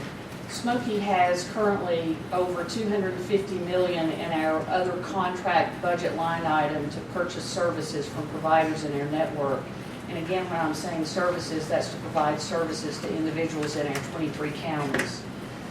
So at the end of each month, we estimate what we think has been provided but not yet submitted to Smoky on a claim. So when you think about that right now, it's almost $17 million that we're estimating has been provided but not reported to Smoky. So you can see where if we don't estimate what that is, it would really skew what our net surplus is. It would be very misleading if we don't estimate that and report that each month. Factoring that in, our total liabilities at the end of December were $23.8 million. I want to highlight just a couple of items in our fund balance. Again, we have restricted for the Medicaid risk reserve $4.5 million, and our unassigned fund balance is a little over $12 million, and that's at 4%. Overall, our fund balance is at 8% when you exclude the current year surplus. I'm going to go to the next report, which is a analysis of our revenue and expenditures, and this is through December. And Smoky is on a fiscal year that begins July 1st, so this is for 6 months. Our Medicaid service revenue for 6 months is $88.3 million. Of that, we've utilized right at $82 million. For our other revenue sources, including the Medicaid, we're at $109 million through 6 months. We have used $100.9 million of that year to date. Our administrative dollars, we've received $14.9 million. We've used 11.6. Our 6-month net operating surplus of the service and admin combined is $12 million, so that's about 4% of our current budget, which is a surplus through 6 months. I'm going to go on to the next report and just talk about the first graph that you have. It says Smoky Mountain Center expense ratios. I just want to point out the first one that's there. This is called the medical expense ratio, and this is for Medicaid funded services. We try to make sure we utilize between 90 to 100% of our service dollars. Of course, that would be for medically necessary services. Right now, we're trending around 95%. Again, that's a very acceptable range to us. When you think about purchasing services and you're authorizing thousands of units of service, not 100% of that will get carried out, and there are a variety of reasons for that. You know, provider may not be available, the consumer may not be available, just lots of reasons. So 90% would be acceptable to us, and certainly from my standpoint, we don't want to go over 100%. I agree with that. Thank you, Brian. I'm going to go to one of the next charts, and at the top it says Medicaid current ratio. For Medicaid, for our balance sheet accounts, we have to track Medicaid totally separately. And one of the measures we have that's a financial ratio that we're measured by is the current ratio, which measures current assets to current liabilities. And for Medicaid, you should not go below 1. And you can see since we started measuring in June, we're well above 1, and at the end of December, we were at 1.7. If for any 3 consecutive month period you're below 1, that is a reason that your contract with DMA can be terminated. So we never want to get down below 1. And again, at the end of December, Smoky was at 1.7. Our current ratio, which measures all of our current assets to current liabilities, typically you'd like to be above 2, and at the end of December, Smoky was at 2.28. So we have a very healthy cash position right now, too. I'm going to go on to the last handout you have, and it's the one that's the pie chart. This is on our Medicaid services through 6 months, and we track the services we purchase by service categories. We do that based on how we're funded by DMA, and there are about 13 or 14 categories. Those service categories are listed here, and I think you can quickly look at this and see where the majority of our Medicaid dollars go right now. Innovations, 34%, and ICF&R is 22%, so that's about 56% of our dollars. Can you explain a little bit about what innovations means for folks that might not recognize that term? I do. Thank you, Brian, for pointing it out, and there may be others in the room that can explain it better, but I'll take the first shot. But Innovations is a group of individuals that get funded separately. They're funded in Medicaid C, and they have a different service array. And most of you may recognize it. I think typically several years ago it was called CAP-MR, but it's intellectual and developmental disability consumer services, and I'm sure Rhonda and Christina can help a lot more than I just explained. So help me out. You did pretty good. It's a really a sub-menu of services within our whole service array. You could think of it as kind of a waiver inside the waiver. So when you hear about us talk about 1915 BC, this is the C part of the waiver. I think currently we have around, is it 1,600 individuals in the C waiver, the innovations. Christina's shaking her head, around 1,600. Just one of the other service categories, outpatient, which is 9%, and that's services like individual, group, and family treatment. So that's what's in the outpatient services. Lisa, Yes. how difficult would it be at some point for us to get a breakdown of, on an annual basis, maybe not necessarily a monthly basis, but on an annual basis, what the average cost per client is in these different categories? For example, an innovations client, what they average costing us per client. Is that difficult to retrieve from the system, or would that take somebody a month to calculate? I know it's not difficult on innovations because it's a fixed number of consumers, so we could do that one pretty easily. Also on the ICFMR one could, and I can follow up on the other categories, but I'm pretty sure we can get that. One of the problems we'd run into, and just what Lisa said, for some of these it'd be a good number that would mean something to you. For others, because people have multiple collections of services, Right. they're not exclusive. Right. And I wouldn't want you to do anything that would take, but it'd just be interesting to see. Because, I mean, you're talking about 34% of your budget for 1,600 clients. Right. It's interesting. I think one of the things too, Michael, that would be helpful to see that we can provide, we trend out what we get per member per month for each service category, Right. and we compare that to what we get, what the service expenses are per member per month. And I think that may also give you some information on what you're looking for, and I can provide that and see if that meets your need. And at some point, will you be describing what some of these innovations are, just for us newcomers to know what sort of, again, I'd say, 34% is a big chunk. It must be really good. It'd be just good to see what they are. Well, one of the challenges we have is to kind of get as much information downloaded to you as we can.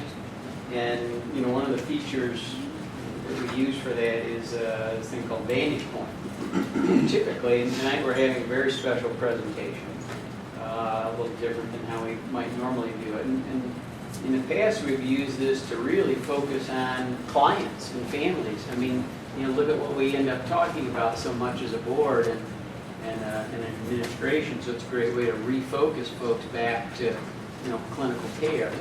And what we thought we might try to do is, for the next few board meetings, is talk more about kind of our own operations, just to gradually bring you along so we could do a whole session, for example, on the C waiver and innovations and those services. Nancy's going to do an overview tonight of, just our different departments and just try to talk about what we do. So, we'll try to do that in a dosing that doesn't, put everybody to sleep. So, thanks for asking. I want to make just one other comment about innovations, and DMA recognizes the service intensity for that group of individuals. The funding currently we have through 6 months is $28.3 million, and we've utilized $28.2. So that group of individuals is funded at a much higher rate than other members. Are there other questions about the financial report? Okay.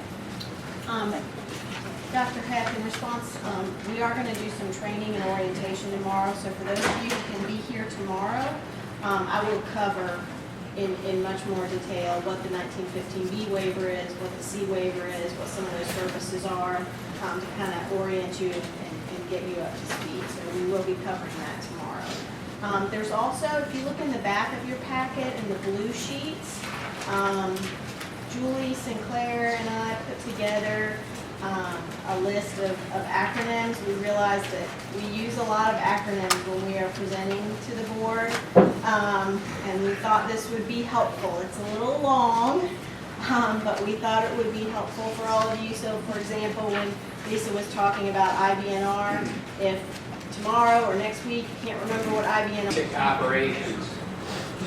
To try to get you oriented to our various departments and our executive and management leadership. So I don't know how fast you can do this, Nancy. It's scary. I looked at the PowerPoint, I thought, we do that? There's stuff on here I'm even sure I remembered we really did, but it's quite an undertaking. So Nancy, take it away. Okay. I'm assuming this is not live, correct? I think it is. It is live. So I'm supposed to. I was just going to do like, Oh, it's working. well, now we know. It's live. Now we know. All right. So let me begin with I'm going to give you 2 acronyms that I will refer to quite a few times throughout the presentation today. One of them is DMA, which is the Department of Medical Assistance, which is whom we contract with for all of our Medicaid services. And DMH, which is the Department of Mental Health, Substance Abuse, and Intellectual and Developmental Disabilities, which is the organization we contract with for our state-funded services. I want you to know that this is, as Brian said, this is a long PowerPoint. There's a lot of information, and believe it or not, this is only a snapshot of all of the good things that we do at Smoky Mountain Center. So what I'm going to do is try to hit the highlights as we go through. I do a variation of this presentation, and actually this presentation is much longer in our employee orientation with our staff.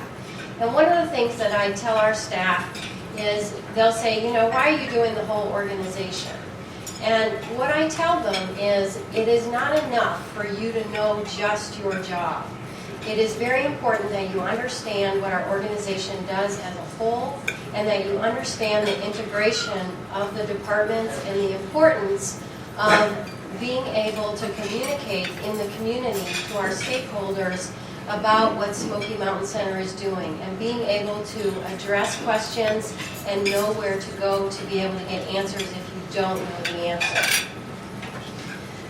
So you're going to see a lot of this map, I think, over this weekend. What I wanted to say about this map is, if you notice, Brian pointed out the blue counties are our 23 counties. And one of the things about this map is that there were only 15 counties. There were 15 counties before October 1st of 2013. And this is something that no one else has done in the state of North Carolina. We transitioned those 8 counties from Western Highlands Network from May to October 1st, which is just a phenomenal, it's an amazing feat that we had done. And the feedback that we received from our providers is that many of them said they had no idea what was going on inside Smoky Mountain Center, that it was seamless for them, that they were able to continue to provide services in their communities without a hiccup. This is an organization chart of our management, and I've included it in your packets because you can't begin to be able to read it on this PowerPoint. But I wanted to let you know that it is in your packets for you to review so that you can see who the senior leadership team is for Smoky Mountain Center. I'm going to start out with software programs. There are 4 major software programs that we use in order to run our business. And I wanted to tell you about them at the beginning because I will refer to them throughout the presentation so that you will know what they are. Alpha MCS. This is our information system that allows us to function as a managed care organization. One of the things that Brian Ingram brought when he joined Smoky Mountain Center 4 years ago was an intimate knowledge of what it would take with an information system in order for us to be successful as a managed care organization. He knew the creator of a product that was very similar to this in a previous organization. And Brian really took a chance and brought this person into Smoky Mountain Center with his staff and did, I would say, a very comprehensive process to really map out what the business processes it would take in order for us to become a managed care organization. And because of that, this software was modeled on all of that preliminary work. Because he took the chance to launch this program, we were the first ones to launch it in the state of North Carolina.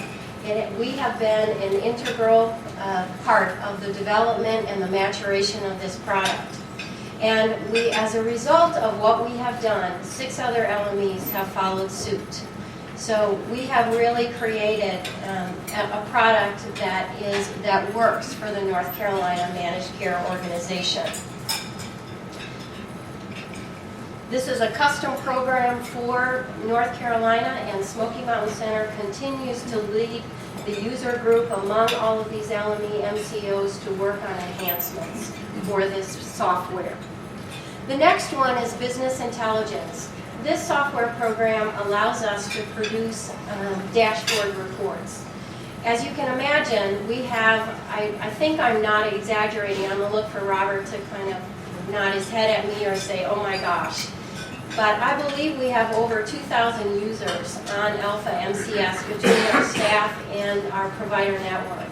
And you can imagine with that volume of users, the amount of data that is put into this system on a regular basis.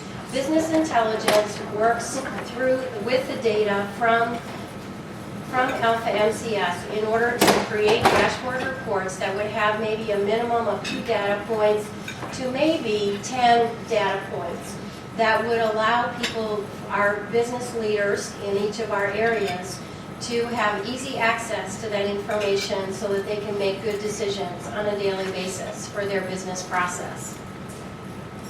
Dynamics Great Plains is our software program for accounting, our human resource information. It allows us to do electronic timesheets, electronic time, to manage all of that through our payroll process. And lastly is Cactus. Cactus is a credentialing management program that allows us to track all of the credentialing that we are doing with our independent practitioners as well as our facilities and hospital participants. This program is relatively new. It is the newest of the software programs that we've introduced. And there is a lot to still be discovered that we will be able to use going forward with this program. I'm going to start with the Management Information Systems Department. Our Chief Information Officer is Robert Webb. He is here with us. If Robert, you might want to raise, so raise your hand. I'm going to introduce each one of our senior staff as we address their area. We also have a senior director within Management Information Systems, and that is George Scott, who is not here this evening. There are 4 teams within Management Information Systems, and I'm going to talk with you about each one of them.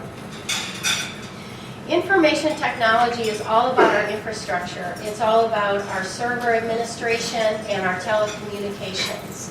One of the things that is phenomenal about information technology, in the recent Western Highlands Network transition, I had indicated that we started in May and we went live with the transition on October 1st. That meant that on October 1st, our employee base grew considerably. We went to 200, we had 200 plus employees that we were bringing on, that this department brought up within 30 days to get them up and running to be able to do their work. The data architecture team is all about system development. We talked about the data that goes into Alpha MCS. These are the people in the back office that write code and create all that data that is coming in. They write the reports and the code that is needed for that data to come out of our system so that it can be used for our end users, so that it's meaningful for our business. We do data warehousing through our SQL server, and we also spend a great deal of amount of time making sure that that data that goes into our system and comes out of our system has integrity, so that we're making good decisions based on accurate data. The data integrity team, this team actually is involved in the software testing. And so when I talked with you about Alpha MCS and I talked to you about the maturation of this program, one of the things that we do, we have a group that works on enhancements. And what that means is that our end users are giving feedback to our management information systems about the product, how it's working, what can we do to make this program more user-friendly, and also meet the needs of the business as an end user. So whenever those enhancements are made to the Alpha Pro, before we would go live with those enhancements, our testers would spend time working in that program to make sure that the program still works like it's supposed to. We also have software training, and we train our providers, we train our staff on all of this. And I will tell you that we just conducted an Alpha MCS training the other day for our employees, and I ran into one of our employees the other day, actually early this morning. It seems like it was the other day, early this morning, and without solicitation, she said, I just want to tell you that Alpha MCS training was incredible. And the trainers were so helpful, they were very friendly, they made it very understandable. She just couldn't say enough things about that. And the manager who was standing with her said, boy, that's really something for an IT training. So that was pretty impressive. Data entry, again, has a lot to do with data integrity, making sure that our provider information is inputted correctly so that we are able to pay claims and to do other business functions with our providers. The business specialists, we have business specialists embedded in all of our operational departments. These staff actually live and breathe in each one of the operational departments so that they understand what the end user's needs are.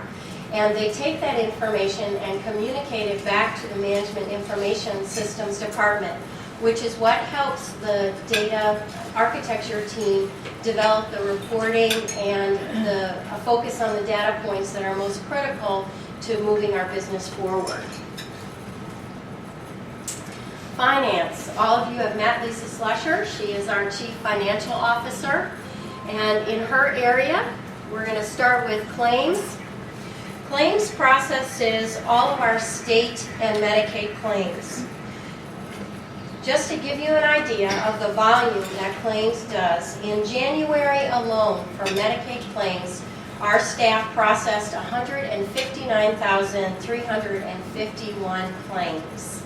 Incredible volume in this department. Also in this section is eligibility and enrollment. Eligibility and enrollment reconciles our enrollment, our members, on a monthly basis. Because this is a very important function because it impacts our PMPM, or our per member per month, which is our capitation payment. So what they do is critical. Accounting is pretty much what you would see in any organization. It's all the back office functions to make us run. It's accounts payable, it's receivables, it's payroll, doing purchase orders, administrative contract management, which would be things like any maintenance agreements that we have, any consultant agreements that we would have, any kind of administrative function. The financial analysis. Lisa talked a little bit about the IBNR during her presentation on finance during the board meeting, the incurred but not reported. This is an incredibly important report, as she said, and I will add one thing to her explanation. One of the things we're going to talk about authorizations a little bit later, but when a consumer is authorized for a service, they can be authorized for 30 days, 60 days, 90 days, depending upon their diagnosis and the service. They could have services authorized for up to a year. This report captures what those authorizations are, so that if we have authorized services out for 90 days or for 60 days, this IBNR catches this so that we can reserve those funds. It also is a great indicator if we are concerned that we are going to run over budget. Lisa talked about the 2% that is required to build up our Medicaid risk reserve. And why is it important to have a medical risk reserve? Medicaid is an entitlement. And what that means is that if a service is medically necessary, whether we have the money or not, we have to provide that service.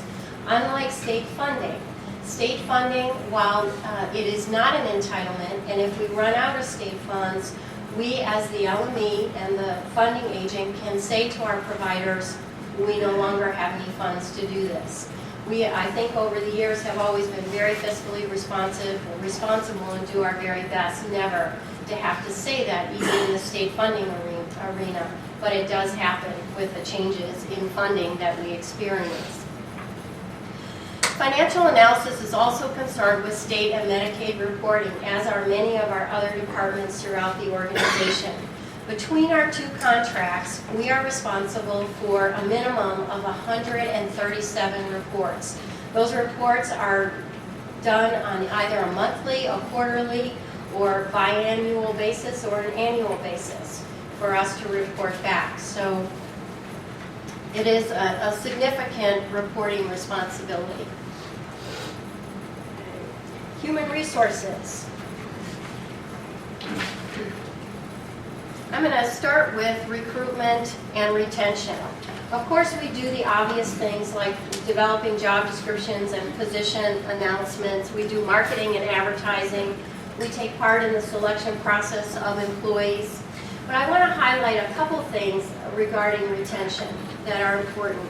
The wellness program, about a year ago, we launched a wellness program, and this was something that our employees really wanted us to do. It had come across very loud and clear in our employee satisfaction surveys that they wanted us to focus on this.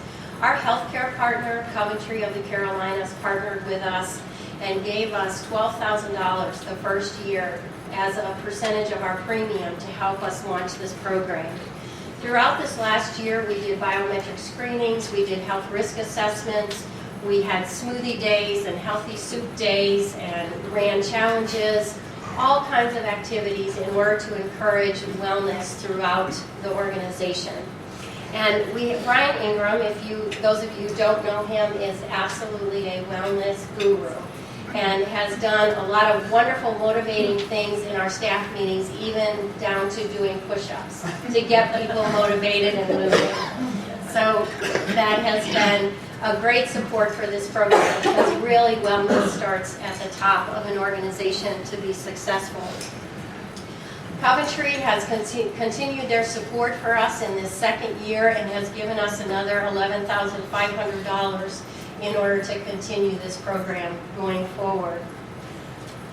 I just recently had an opportunity to see how we were doing in regard to our health insurance. And Smoky Mountain Center at this point, for those of you who are familiar with insurance, we are at a 56% loss ratio. This is incredible. In the healthcare industry, employees, because we are educated, we are knowledgeable about healthcare, we have a tendency to use healthcare more than any other industry. And those loss ratios will usually run in the 80s and 90s. It has been a long time since I've seen a loss ratio that is under 95, 96%. So to be at 56% is incredible. And Coventry is contributing this to our wellness program and the work that we're doing with this program, which is very exciting.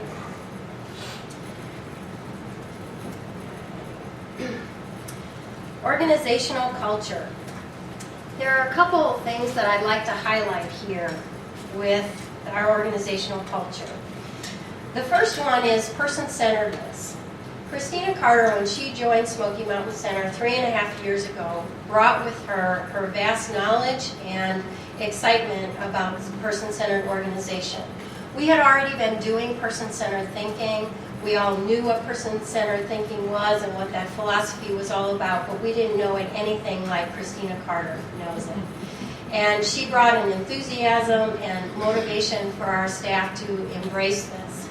Part of another area that she brought for us is that the Center for Medicaid Services, CMS, actually had a grant that they were willing to award to an organization, an LME, as a pilot project to prove that a managed care organization can also be a person-centered organization. Christina was instrumental in bringing that grant to Smoky Mountain Center, and as a result, we went through the person-centered organization training. In person-centeredness, people feel listened to, and it has made a difference for our employees. going forward, that our employees feel like they can share their thoughts and their concerns, and that we will listen to what they have to say. We have recently brought up 4, we had one already, 5 in-house trainers for person-centered thinking. We offer that training to our staff, but we also offer it to our provider network, so that person-centeredness is absolutely, there is no reason why it doesn't infiltrate our provider network as well as in-house. So it is a way for us to impact our communities and the consumers and families we serve. Another area is matrix management, and I would say this is Brian Ingram's brainchild. When he came, he brought his alpha knowledge, and he also brought us matrix management. Matrix management actually challenges the traditional vertical management of an organization chart and encourages horizontal relationships to accomplish more. It's an integration of departments for effective outcomes. And remember, I told you that it's important that all of us, we can't just understand our job. We need to understand everyone else's job. It's that integration and understanding that as we work together, we will accomplish so much more for our families and consumers, which is our bottom line. Both our person-centered organization and our matrix management has moved us in an incredible direction in impacting the consumers and families in our communities. The last area of organizational culture is learning moments and employee communications. This is a Monday morning email. It comes out every Monday morning at 7 a.m. And it started out with when we were URAC accredited, when we started that whole process back in 2008, we were trying to find a way to educate our employees on URAC standards. And one of the ideas that came out in our brainstorming sessions to do that was potty posters. Our potty posters have become famous. They know about them in Raleigh and all the way out in Arizona. And we have had people come to Smoky Mountain Center and say, we want to know about this potty poster business. Well, we've cleaned it up a little bit. We call them learning moments now. They started out as URAC standards, and then we went to person-centered tips during our person-centered organization training, and now we do a variety of topics. We have done the 17 Irrefutable Laws of Leadership by John Maxwell. We have done the Fred Factor, which is all about customer service, and right now we're doing a series by Paul Boynton called Begin with Yes. This is a wonderful way to encourage and motivate our employees while we learn something at the same time. The email has become a conduit for our employee communication issues, so that whenever we need to convey information to our employees, they know they can go to one place and get all that information that they need on a Monday morning. So that has also become a large part of our culture and who we are. And where did you get the potty? Where do we get the potty posters? It was actually an idea that another employer, one of our employees, that they had worked in another place, and they used to put up these posters in the stalls, in the restrooms. We've done that too. I thought that's where you were going with it. That's what we do. Yeah. Sorry, I forgot that important detail. Yeah, they are hung in our restrooms, and they are still hung in our restrooms. We have even had a CEO of one of our provider organizations tear one off the wall and come back into a meeting and say, "And what is this?" So they definitely get people's attention. We also, in human resources, have training and development. We focus on internal and external training with our providers, and also we do new employer orientation. And whenever possible, because we have a large clinical staff that is licensed, we try to offer CEUs, which is it's a recruitment and retention tool as well. Facility maintenance, we're responsible for routine building upkeep and repair. Office setup, furniture moves, and of course if the ceiling falls in or any other thing you can imagine comes through facility maintenance. We also do all of the office space assignments anytime we're bringing up a new facility. Brian had mentioned earlier in the board meeting that we are out in the communities, that we have more staff out in the communities than we do in a lot of our sites. We actually have 28 locations across our communities, our 23 counties, and that includes, we have offices in several of our provider organizations. We have offices in DSS, in health departments, so that our staff are absolutely embedded in their communities. And the feedback we have gotten from our communities is very positive. Planning and Public Affairs. Shelley Foreman is our Senior Director. Shelley, she is our local government liaison. She will provide the support and information to the County Commissioner Advisory Council, which we have already talked quite a bit about during the board meeting. She also researches and informs on public policy issues that would affect the LME MCO, so that we make sure that we are responding timely to what's going on in public policy. And also, she looks for opportunities for strategy and planning to help us move our business forward.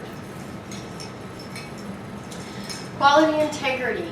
Julie Sinclair is our Senior Director for Quality and Integrity Operations, and she had to leave. She had a commitment. But we're going to talk a little bit about her unit. And the first one we're going to talk about is the Program Integrity Unit.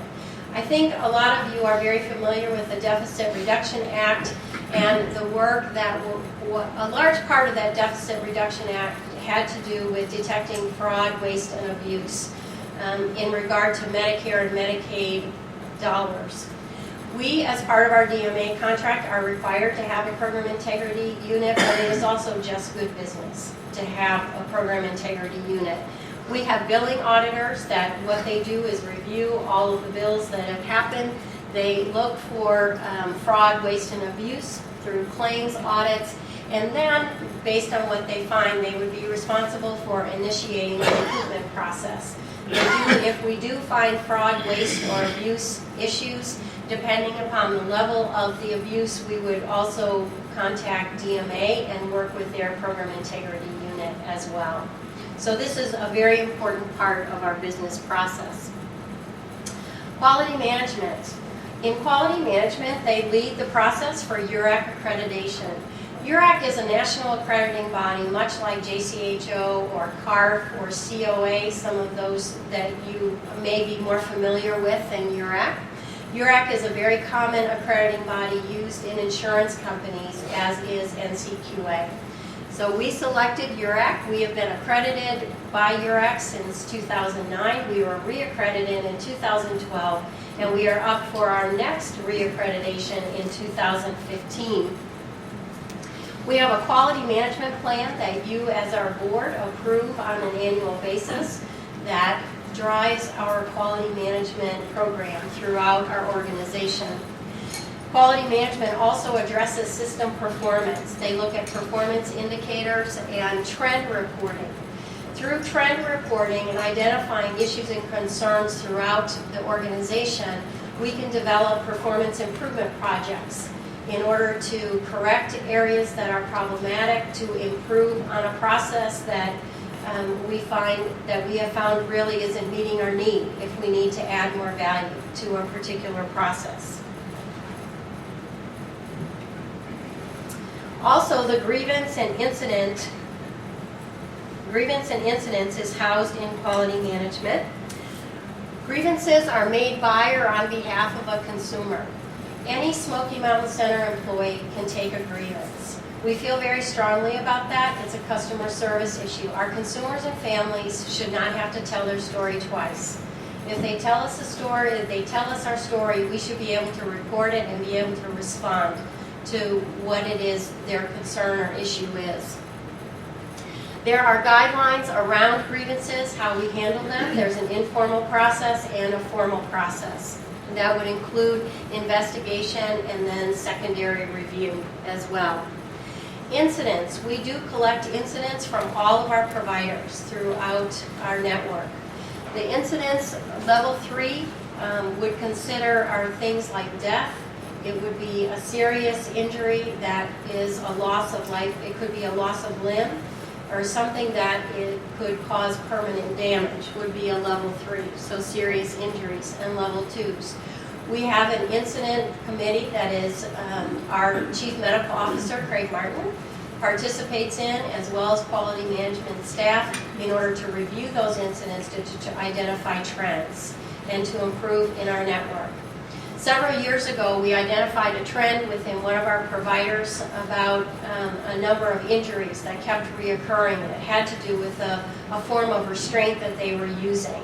By being able to identify that trend and the number of incidents, we were able to intervene with that provider and prevent those injuries from happening. And the incident reports dried up after we were able to do that intervention, which is significant. It's another impact on our consumers and families and the quality of care that they receive. Also, within this department is the 1915C Innovations Waiver. There is a portion of it. You will find that this waiver is also, you'll see a lot of it in care coordination. This is specific to our intellectual and developmental disabilities, and I believe Tracy is going to share with you a little bit more about each of those waivers tomorrow. One of the things that we do is our slot management. We currently have 1,507 innovation slots that are serving our consumers. And clinical expertise. I will tell you that in the history of Smoky Mountain Center, we used to receive a lot of criticism. We had a lot of mental health and substance abuse expertise, but we did not have the depth that we needed in expertise for intellectual and developmental disabilities. Christina Carter has been very instrumental in bringing that expertise to our organization. And we have an IDD clinical director, an IDD care coordination director, we have an innovations waiver director, as well as qualified staff that are well versed in working with people with individual intellectual or developmental disabilities. Also in QM, we have medical records. Historically, we were an area program. I think that Lanier shared with us, we used to be an area program way back when, and what that meant is we provided services. And when we provided services, we generated medical records. We do not generate any medical records now as an LME MCO.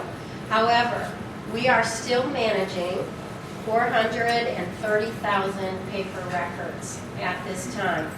We are required to retain those records. We are required to respond to information releases and gun permit requests. Just to give you an idea of the volume, we respond to 650 gun permit requests per month. We respond to 60 releases per month, and we also respond to subpoenas and court orders on a regular basis. We are going to be in the medical records business for a long time. So, and we also purge annually. I am very pleased to say that our medical records department has moved to the place where we are able to purge and to manage the records more effectively, and we are currently working on a scanning project to manage those 430,000 paper records. Now, are those 650 gun permit requests, are those actual records that we know we have, or just to search to see if we have them? To search to see if we have them. And it's interesting, there are some sheriff's departments that automatically send to us for that information, and there are other counties that we don't hear from at all. And is it statutorily required? It is a statutory requirement, but I believe the sheriff has the authority to say whether they do it or not and who they would write to. The other part that is important about medical records is under our DMA contract, if a provider should go out of business in our area and they do not have operations anywhere else in the state, we are required to assume those records. Part of that 430,000 paper records is what we assume with the closure of New River Behavioral Health. Okay. Tracy Hayes is our general counsel. You're going to hear a lot from Tracy tomorrow, and she provides advice and legal counsel for our organization. She also oversees our contracts and litigation, as well as manages our corporate compliance. And I think you saw a brief window of that during our board meeting tonight when she reviewed the conflict of interest policy with you. Provider network. Our senior director is Sean Jones. Sean has not joined us yet. He will be joining Smoky Mountain Center on March 3rd. We have actually actively recruited him from Milwaukee for his Milwaukee, Wisconsin, based on his experience and knowledge of provider networks in a managed care environment. He will bring a level of expertise to our provider network that we really need as we move forward in this managed care environment. We currently have 744 providers in our network, 424 agreements with providers who have provided services to our consumers outside of our network. So the provider network department has a huge responsibility. They are also responsible for credentialing. We do emergency credentialing, initial credentialing, re-credentialing of all licensed practitioners, agencies, hospitals, and site service specific credentialing. This is a large part of our URAC accreditation. Provider Network is accredited with credentialing. What that credentialing really means is that we are ensuring that quality in our network. We're making sure that our clinicians are licensed, that their licenses are valid, that they have the education that is required for that licensure. So we do all of that verification. Even though our providers are required to do that themselves within their organization, we also do it as part of our contract with DMA and as part of our URAC accreditation. This is just for many of you who have been in healthcare for a long, long time. This started many, many years ago with JCHO when they discovered a surgeon that had been, I should say, discovered a person doing surgery who had never been to medical school, but somehow had forged his license. That's a little trivia. Customer services. Our senior director is Carla Kirs-Mensa, and unfortunately she is unable to be with us tonight due to a previous commitment. This department has been a lot of time, historically has been called the Access Center. This department runs 24/7, 365 days a year, no matter what. Just last week when we had our exciting snow event, to give you an idea of the dedication and commitment to our staff, they just packed a bag and said, we'll camp till it's over. And they were here for our consumers and families when they called. Their job is to determine whether or not when someone calls in, whether they are emergent, urgent, or routine. And what that means, that is a measure that the state of North Carolina uses for access to services. Emergent means that a consumer needs to be seen within 2 hours. Urgent, they need to be seen within 48 hours, and routine within 14 days. We use qualified professionals and licensed clinicians in this department. Our qualified professionals, under URAC accreditation guidelines, are not allowed to triage. So we have a set of risk indicators that our qualified professionals listen for. At the first indication of a risk indicator, we do a warm transfer to a licensed clinician to be able to talk with that consumer. Risk indicators could be suicidal ideation, homicidal ideation. It could be very tearful, unable to form sentences. There are just a variety of indicators to give them the message that somebody is truly in crisis and needs immediate assistance. We also have a consumer and family support team as part of our customer services department. These employees are actually those with lived experience. They are an example of what it's like to live in recovery.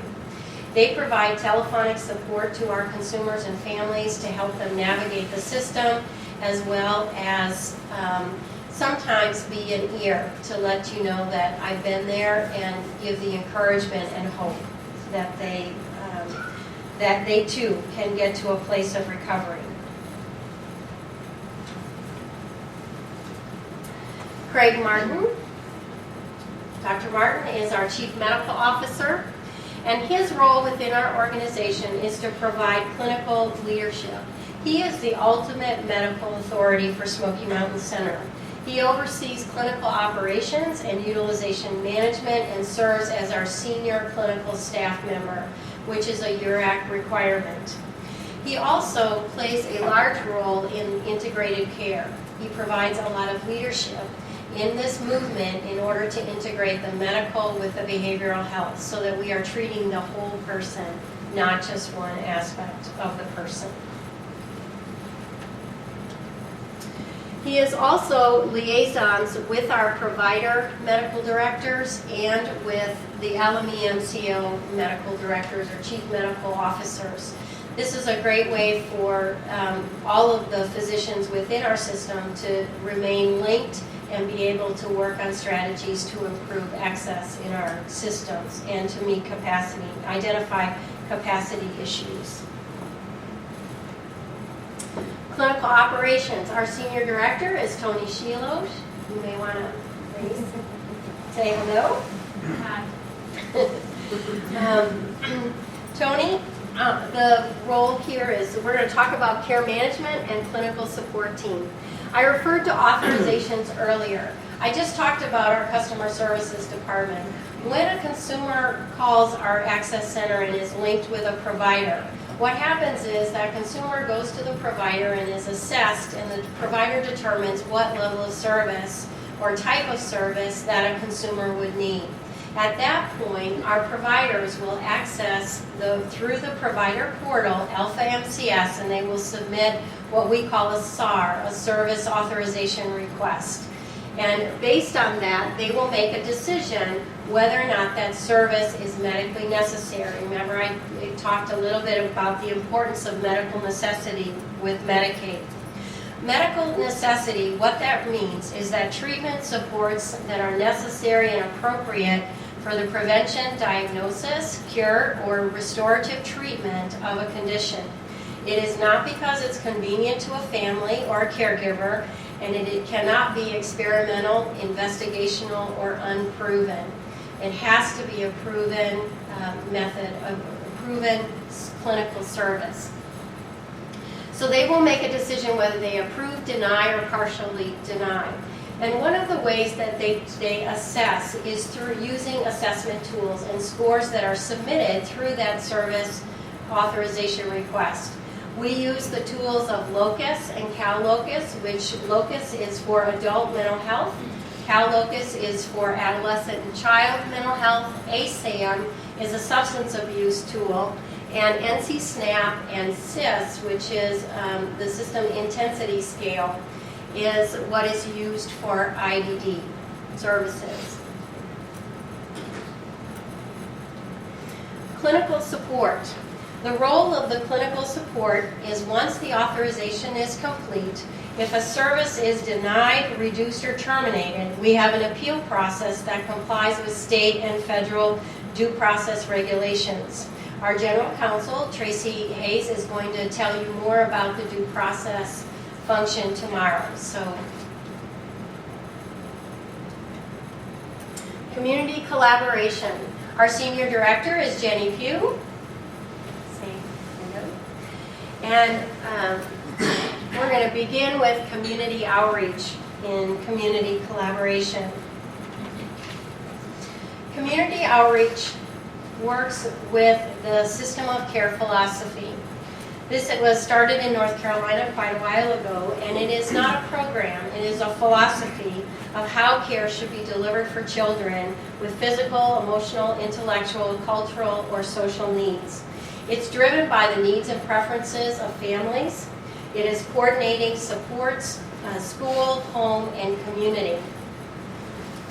Our community outreach staff attend community collaboratives and other community meetings to further the system of care philosophy throughout our system. They also are the eyes and ears for many of our other departments on what is going on in our communities. Do we have capacity deficits? And they can bring that information back to Provider Network, back to our customer services department, back to our clinical operations, those who are authorizing services. This is another area where you see the integration is so necessary among our departments in order to make us a more effective system. Also, we do receive block grant funds related to substance abuse prevention and early intervention for teens within our areas. Crisis coordination. This area, the first item is CIT training. This is crisis intervention training for law enforcement. This is a program that was started in 2010 in our area. It has been around a little bit longer. We have trained since 2010 453 officers in our 23 counties, which represents 20% of law enforcement with an aggressive plan to implement at a minimum 6 trainings this year, if not more, in our counties where it is with an identified need. This is, if you are not familiar with this is in the event that there is a mental health issue, a mental health emergency out in the community and law enforcement is called. Law enforcement will send a CIT trained officer with hopefully better outcomes because they will know how to talk with the person and to be able to get them the treatment and care that they need. They have an understanding of the disability. The next is the Crisis and Emergency Department Initiative. This has been a grassroots approach that has been led by Jenny Pugh in our communities. She has arranged meetings with our hospital CEOs, law enforcement, and other critical stakeholders to address the long-standing issue of ED wait times. We have received, this program has actually received an Excellence Award from the North Carolina Council based on the tremendous effort that's been expended to address the issue in our communities. We have conducted arranged for 2 involuntary commitment and crisis management trainings that were standing room only in our communities to better educate our community stakeholders, law enforcement, and hospital staff on how to deal with consumers that come into the emergency departments. Consumer relations, our Consumer and Family Advisory Committee. This is a wonderful reminder of why we do what we do. Nancy talked about history earlier, making history that we have 3 CFAC members on this new board that are now voting members. This committee has been an incredible support to Smoky Mountain Center. They are engaged with us. They have been supportive with us. They are knowledgeable, well-informed. I've even heard Pat McGinnis say that when she was delivered, I think 3 or 4 large binders of information as we got ready for the waiver, she read every page, as did many of the other CFAC community members, to help move our system forward as a managed care organization. Each of the consumer and family members bring a unique perspective to what we do and give us an opportunity to hear what works for them and what doesn't work for them. They will give us information regarding evidence-based practices, services, how providers are working in the community, and if needs are being met. Peer and family support. These are positions, again, like our consumer and family support team, that are lived experience. All have the peer certification and are an example to our consumers and families of what recovery looks like. They bring hope to our consumers and families who otherwise may not have it. We also have family partners in this unit. These are loved ones with lived experience that help our consumers and families navigate the system, connect to resources, and assist families in developing natural supports. And lastly is the Human Rights Committee. You may have noticed in the bylaws as they were reviewing them that the board charges Smoky Mountain Center with operating a Human Rights Committee. We have a committee with representation from all of our 23 counties, and they are tasked with looking at aggregated data related to our grievance and incidences. They provide valuable insight and feedback on identified trends within our system so that we can improve and make things better.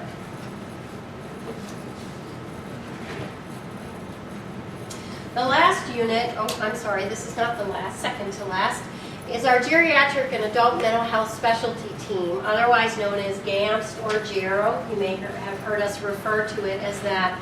This team provides education and consultation for long-term care facilities to their staff, to family members and caregivers of those who are 60 years or older, who are suffering from mental illness or emotional or behavioral challenges.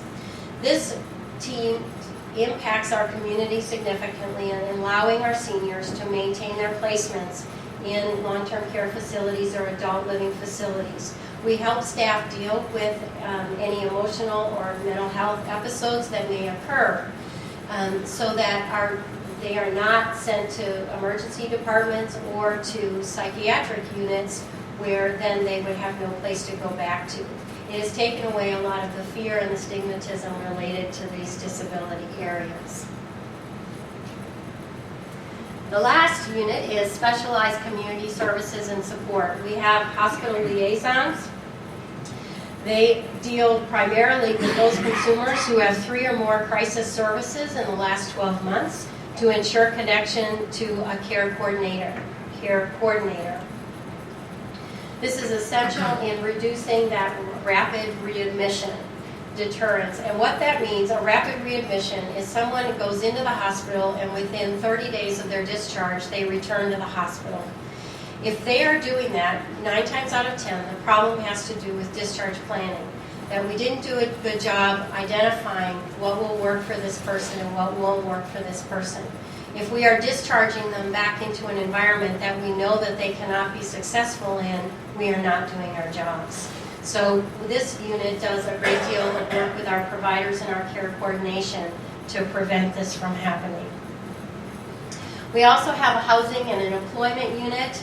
This covers all 3 disabilities to help our consumers be successful, give them the supports that they need to be able to maintain in the community. And the last area is the transition to community living.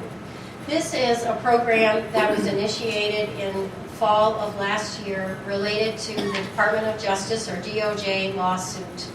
This lawsuit said that North Carolina was funneling, or I guess investing, more in institutions than they were in community-based settings.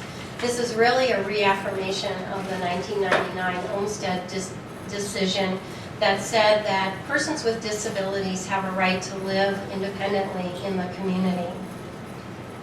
There's a lot to say about this program, but I'm going to just tell you a quick story that I think really sums it up. And when I asked for a story, they had a hard time choosing. There's been a lot of success.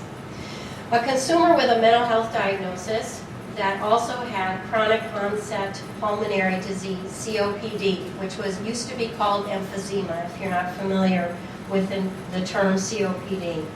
He went to an adult living facility to recuperate from a surgery for 2 weeks. 6 years later, he was still in this adult living facility. When our staff went in to see him, the conditions of the facility were poor. He was in a small, dark room. The staff described it as a little bit moldy as well. And someone with a severe respiratory issue, unable to move and be in other locations. This was a pretty undesirable situation. Much work by our staff in talking with this consumer, identifying what would work for him and what wouldn't work for him, has now finds him living independently and reconciled with his grandchildren. And he has even established a hobby doing genealogy with his family. So it's an incredible success story of a person who had no hope when we first engaged them. Care coordination, Rhonda Cox is our senior director. Rhonda, wave your so everyone knows who you are. We have a mental health and substance abuse team and an intellectual and developmental disability team. The core activities for care coordination are around assessment, service planning, linkage, referral, monitoring, risk management, disease management. There is that integration of care, again, where we're looking at the whole person, and cost management. Care coordination is family focused.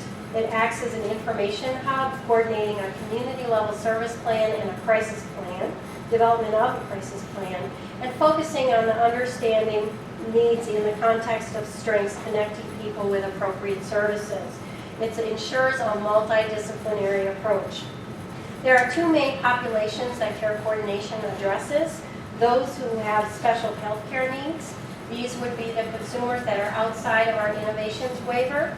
They would otherwise be eligible for the innovations waiver, functionally eligible, I should say, but not enrolled in an innovation slot.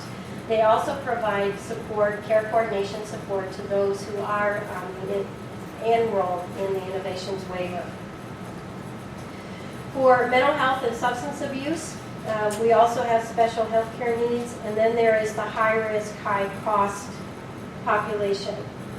Anyone that high-risk, high-cost is seen as needing emergent crisis services more than 3 times in the last 12 months, or whose treatment plan has been related to being in a facility or in a correctional facility. Individuals that are involved in the transition to a community living program are also eligible for care coordination.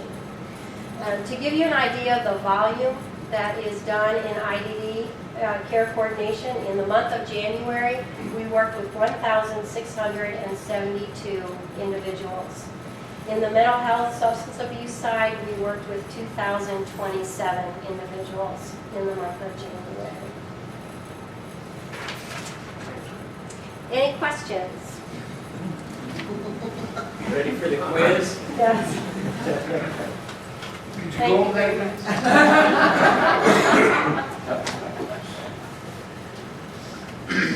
So I guess the summary is we've become a very large and complex organization. You know, it happens incrementally, but then when you see it like, I mean, I wasn't kidding. I saw the slide show. I looked at it the other day. It was like, are you kidding me? No. I mean, until you stop and look at it like that, you don't recognize all that we've become. But we saved the best for last, didn't we, Christina? That's right, we did. We did. So just hang in here. Wait, you're going to wake up now. Okay. No pressure. I'm going to try to, while you talk, I'm going to try to flip this up. Okay. All right, so to bring all that, I think, to a focus, when you think about an organization like Smoky, we've talked about the values and the cultures of things. You know, for you who have been part of us and for you that are new, at each board meeting, we have spoken about this vantage point, where we really tried to talk about the real world and sort of what's really going on. With this being a very special event, it being our retreat for the new board and everything coming together, Brian and I and several staff, we really talked about what would we really like to do. Because I think one of your greatest mission as the board is to really always remember what this work is always about. And I think though, even though tonight and I think in the past, present and future, we always try to keep the people that, and I always say the privilege to serve first and foremost in the middle of everything that we do. It's really been, we've thought about tonight, how would we do that? What would be something that we would like to give you that would be inspirational, which I think it will be, and something that will really help you probably to remember at any given moment, because we all get so caught up in the work and that what we have to do in the day-to-day. So, over the last little while, there has been this person that people keep talking to me about, and this person is Dr. Allison Jackson. Now, up until probably an hour and a half ago, I had never met Allison Jackson, but at a conference and just different things that go on in the system, everybody kept talking to me about this person called Dr. Allison Jackson. And if you really wanted somebody to come who really, I think is probably one of the truest people, I was saying to Brian and a couple of people, as I was preparing to introduce her tonight, I had a great conversation with Allison. The other night I was driving somewhere and she was somewhere in the world. And I got off this phone and it was like I could have conquered the world after about 30 or 45 minutes. I was so, who can I call now? And what can we do tomorrow? And how can we do what we were going to do? So a while ago when I was talking to her, and I'm sure all of you have met people that you just have a feeling about. You get it, right? You've never seen them, you've never met them, but there's this energy over the phone. And I think a couple of things that I mean, in my short time in knowing you, that I feel like I can really say, this is a phenomenal, compassionate person. She reeks it in everything that she talked to me. And I was trying to explain her about Smokey, and she was talking to me about her life. She has a phenomenal passion for trauma. And she's going to talk to us a little bit about that. I think she also probably, has a pretty phenomenal personal story that she will share that I think we'll all be touched by. But she has taken that story and became this unbelievable professional that is so highly nationally and internationally recognized. And so we are most gracious, and I feel very privileged that you were able to come tonight and be here and to really gift us with your story and your passion. So help me in welcome Dr. Allison Jackson. Thank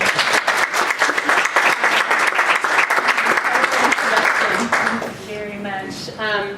Okay, I'm going to see if my clicker works here. Okay, I'm very, very excited to be here today, and hopefully I project pretty well. I was a thespian in drama and was pretty good at getting to the back of the room, so y'all let me know if you can't hear me.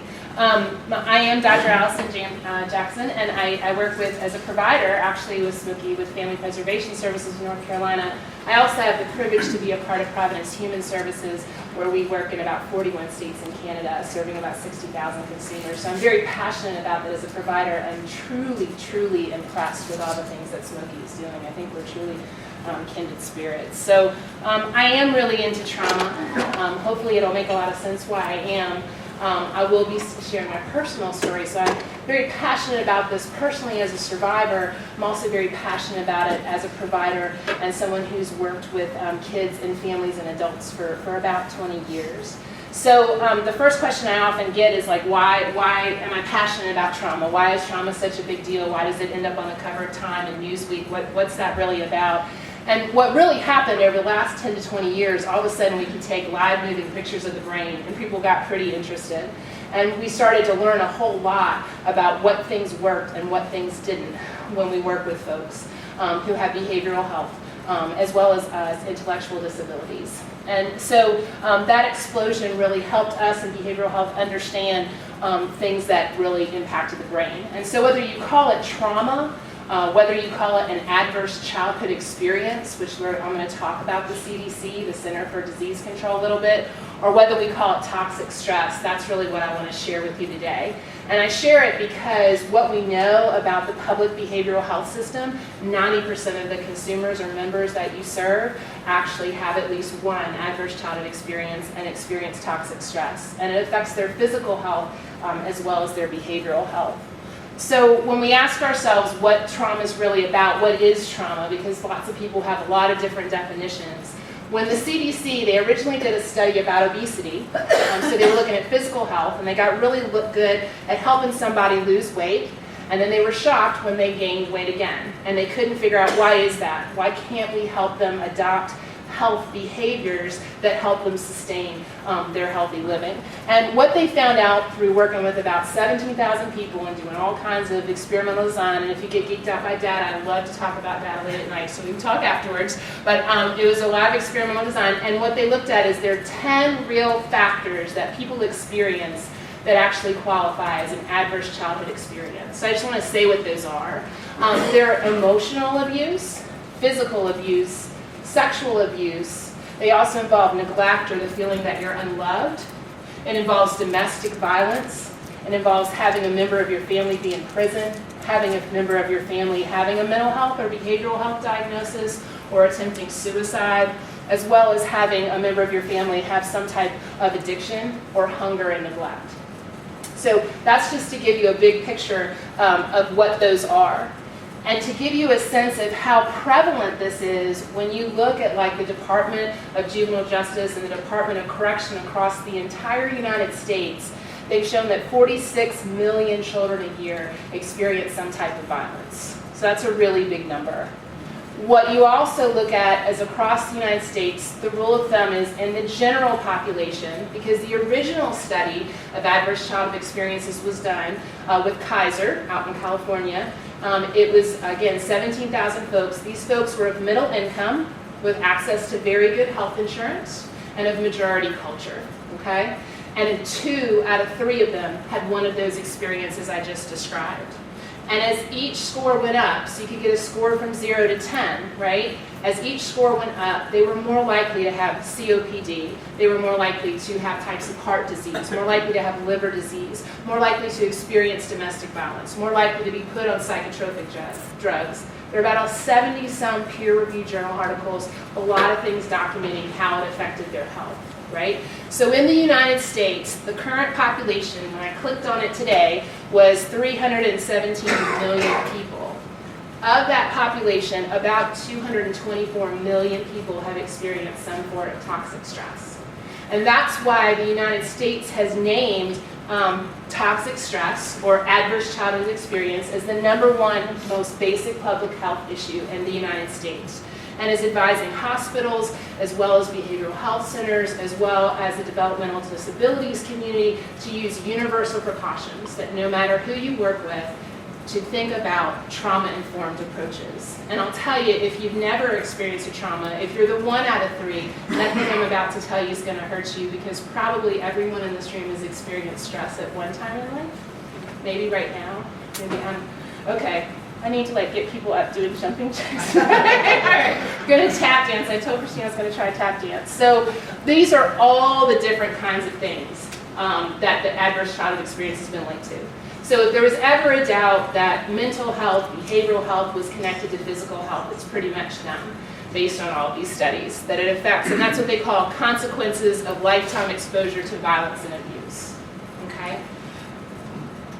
So when I think I have this right, that in Smoky you cover about 77,000 lives, maybe a little under. That means of the consumers and members you serve, about 69,300 have in some way been affected by toxic stress. And that would be important for you to know and your providers of care to know. Okay? So to make it a little more personal, I've got a brief video, 7 minutes, and then I just want to read a snippet of a client that might be a client of yours named Henry. And then I'm going to get into some system of care pieces and why this is important. So, because I think exactly what Christina said, it's important to connect with the members that you serve. So Henry is 5 years old, and he's heard and seen his parents fighting for his entire life. He feels scared and confused when they fight, but he loves his parents dearly. One night he woke up to the sound of screaming coming from the kitchen. He became frightened and wondered if they were fighting because he'd gotten in trouble at school earlier that day. He crept downstairs to find his mommy bleeding on the kitchen floor. Moments later, 3 big police officers burst through the door with their guns raised. So that might be a child that comes involved with us. And I like the 7-minute video because it's through their eyes. I just want to give you a sense of what some of their lives might be like, told by their stories, by the survivor stories. So I'll see if I can get this to work for us.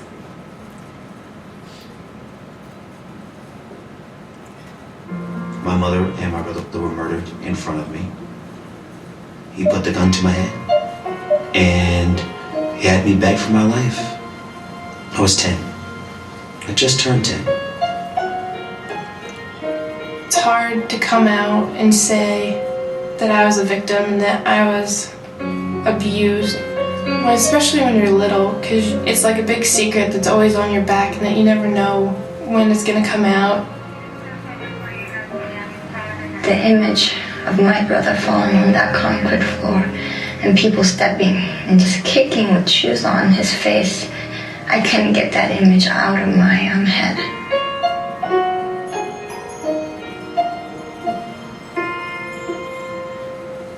Trauma is an overwhelming event. It takes away our safety, it creates a sense of helplessness, and it continues to affect our perception of our reality. Some of the telltale signs of trauma are quite evident. Many of these symptoms, it's not that we don't see them, it's that we don't put together the entire sort of picture of what trauma is. Inability to sleep or interrupted sleep, inability to focus on what's going on, really not able to attend to learning. Adults need to be aware of children who are exposed to violence and intervene early and stop it. I don't like the environment that I stay in. People getting killed every day, drug deals, people getting snatched, raped, cut up. Whether it is a child who witnesses violence or a child who is the victim, you can't be fearful and be able to live your normal life. You have to be able to think clearly, and when you're traumatized, you can't do that.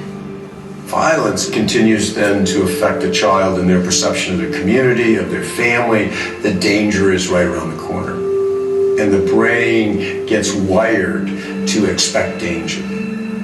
My dad started actually physically beating me to the point where I go to school covered in bruises. I don't know how many times I've been threatened to be killed by my own dad.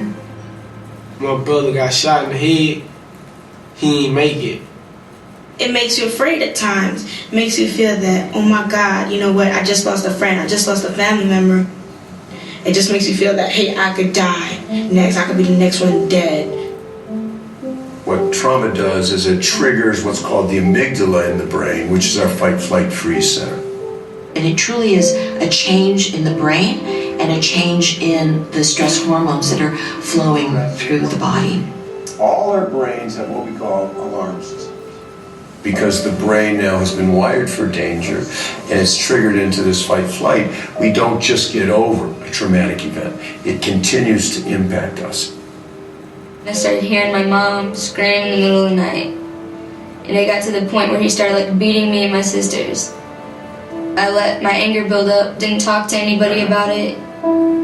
When you hold everything aside, it's like a bomb and it's like you're ready to explode and just somebody push that last button. Most kids who've experienced violence oftentimes have experienced multiple types of violence. In the kids we see, the average number of different types of violent trauma is 4. And so complex trauma then affects multiple areas of the brain because it's ongoing. Maybe it's gang warfare, maybe it's drug use and abuse in the family, maybe it's domestic violence, maybe it's bullying at school. And if there is a layering effect of cumulative violence, it changes literally the DNA. It all started off with the hugging game. He would take us into his room. We would sit on his lap and he would hug us, and we weren't supposed to tell anyone. When I was 5, I would have to leave kindergarten class and go home and have sex with this man who was in his 50s. I remember the long walk home and crying and falling down and having to get back up and walking on. Child sexual abuse exists in the neighborhood, exists unfortunately at our schools, at our churches, at our homes, everywhere. And there are children out there suffering. Our first assault was in high school. I met a guy at a church and he wanted to be my friend. I thought it'd be great. And instead he assaulted me and I felt very scared. When you have a child that doesn't get to work through that abuse in an appropriate manner, that abuse doesn't go away. It lives in that child. Exposure to violence in childhood has been found to be associated with a really unbelievable range of long-term impacts. Very young children who are exposed to violence many times have difficulty in establishing a trusting relationship. These children have fears. You're twice as likely to develop depression. You're probably 3 times as likely to develop some type of anxiety disorder. As they move into school age, they may have very, very serious behavior problems. As we look at adolescents, we see children running away. Sometimes children may be involved in the juvenile justice system, which puts the child at risk for being an adult offender. And so the cost of violence is staggering. I felt isolated. Nobody knew what I was going through. To go 3 years without talking about it, I imploded. Finally, after stressing and keeping everything bottled up and everything building up, I just finally broke down one day and attempted suicide. Suicide is the 3rd leading cause of death of children and adolescents in this country. We always ask in every case, what role might child abuse have played? My mother, she knew that stuff was going on, but it just seemed like she didn't really care. She never stopped that abuse. And to this day, I've never forgotten what some of my family members have done to me. These are traumatized kids, and so how do we then, as adults, professionals, caregivers, put a system around children that really is trauma-informed? Happy feeling, good job, okay? What do we do differently to help rewire their brain And then ultimately, how do we build capacity in order to really help our kids? Everybody come together, whether it's in the community, in the home, in the school, wherever children are, and child by child, think of ways in which we can intervene early and educate people about what children need in order to grow, to thrive, and to continue to be resilient human beings.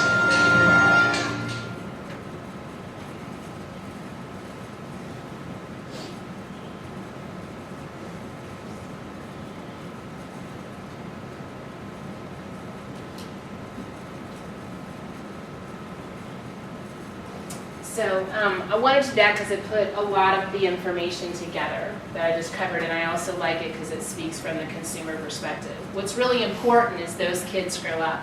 The studies done that I talked about with the CDC were people 18 or over. And again, those were with folks who had access to very good health insurance, who were majority culture, and who were very engaged in wanting to improve their health. Oftentimes we work with vulnerable populations that don't have those resources. And so one of the studies that was done by Dr. Nadine Harris out in California, she did the very same study, but she was working in an area where there was a lot more violence. These were folks that mostly were on Medicaid and grew up in a lot of community violence and limited access to resources. So her perspective was, if I lived in a community where diabetes was the #1 public health issue, I would learn to work with diabetes really, really well. That would become important to me as a doctor. In my community, trauma is the #1 public health issue. I better learn how to work with it. So she began co-locating behavioral health professionals inside of her facilities, and she began screening every single person that came through, caregivers as well as kids, with this ACE screen. Now, she was a mandated reporter, so people were probably under-reporting to her.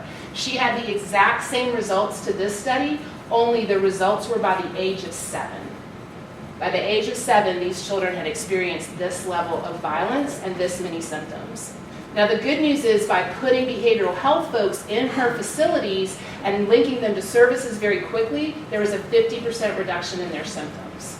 So I think that's the connection. So the overall picture I wanted to hit is that while we're looking at children and families, and from the outside it looks like this, from the inside this is what they're feeling.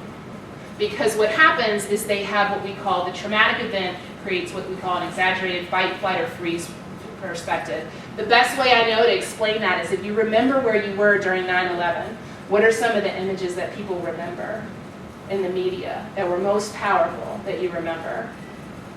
What do people remember? I'm sorry, jumping. In the worst form of the sense, it's flight. The worst form of the sense, right? When we think of Katrina, what is the first thing we remember watching people do? What are the images people remember?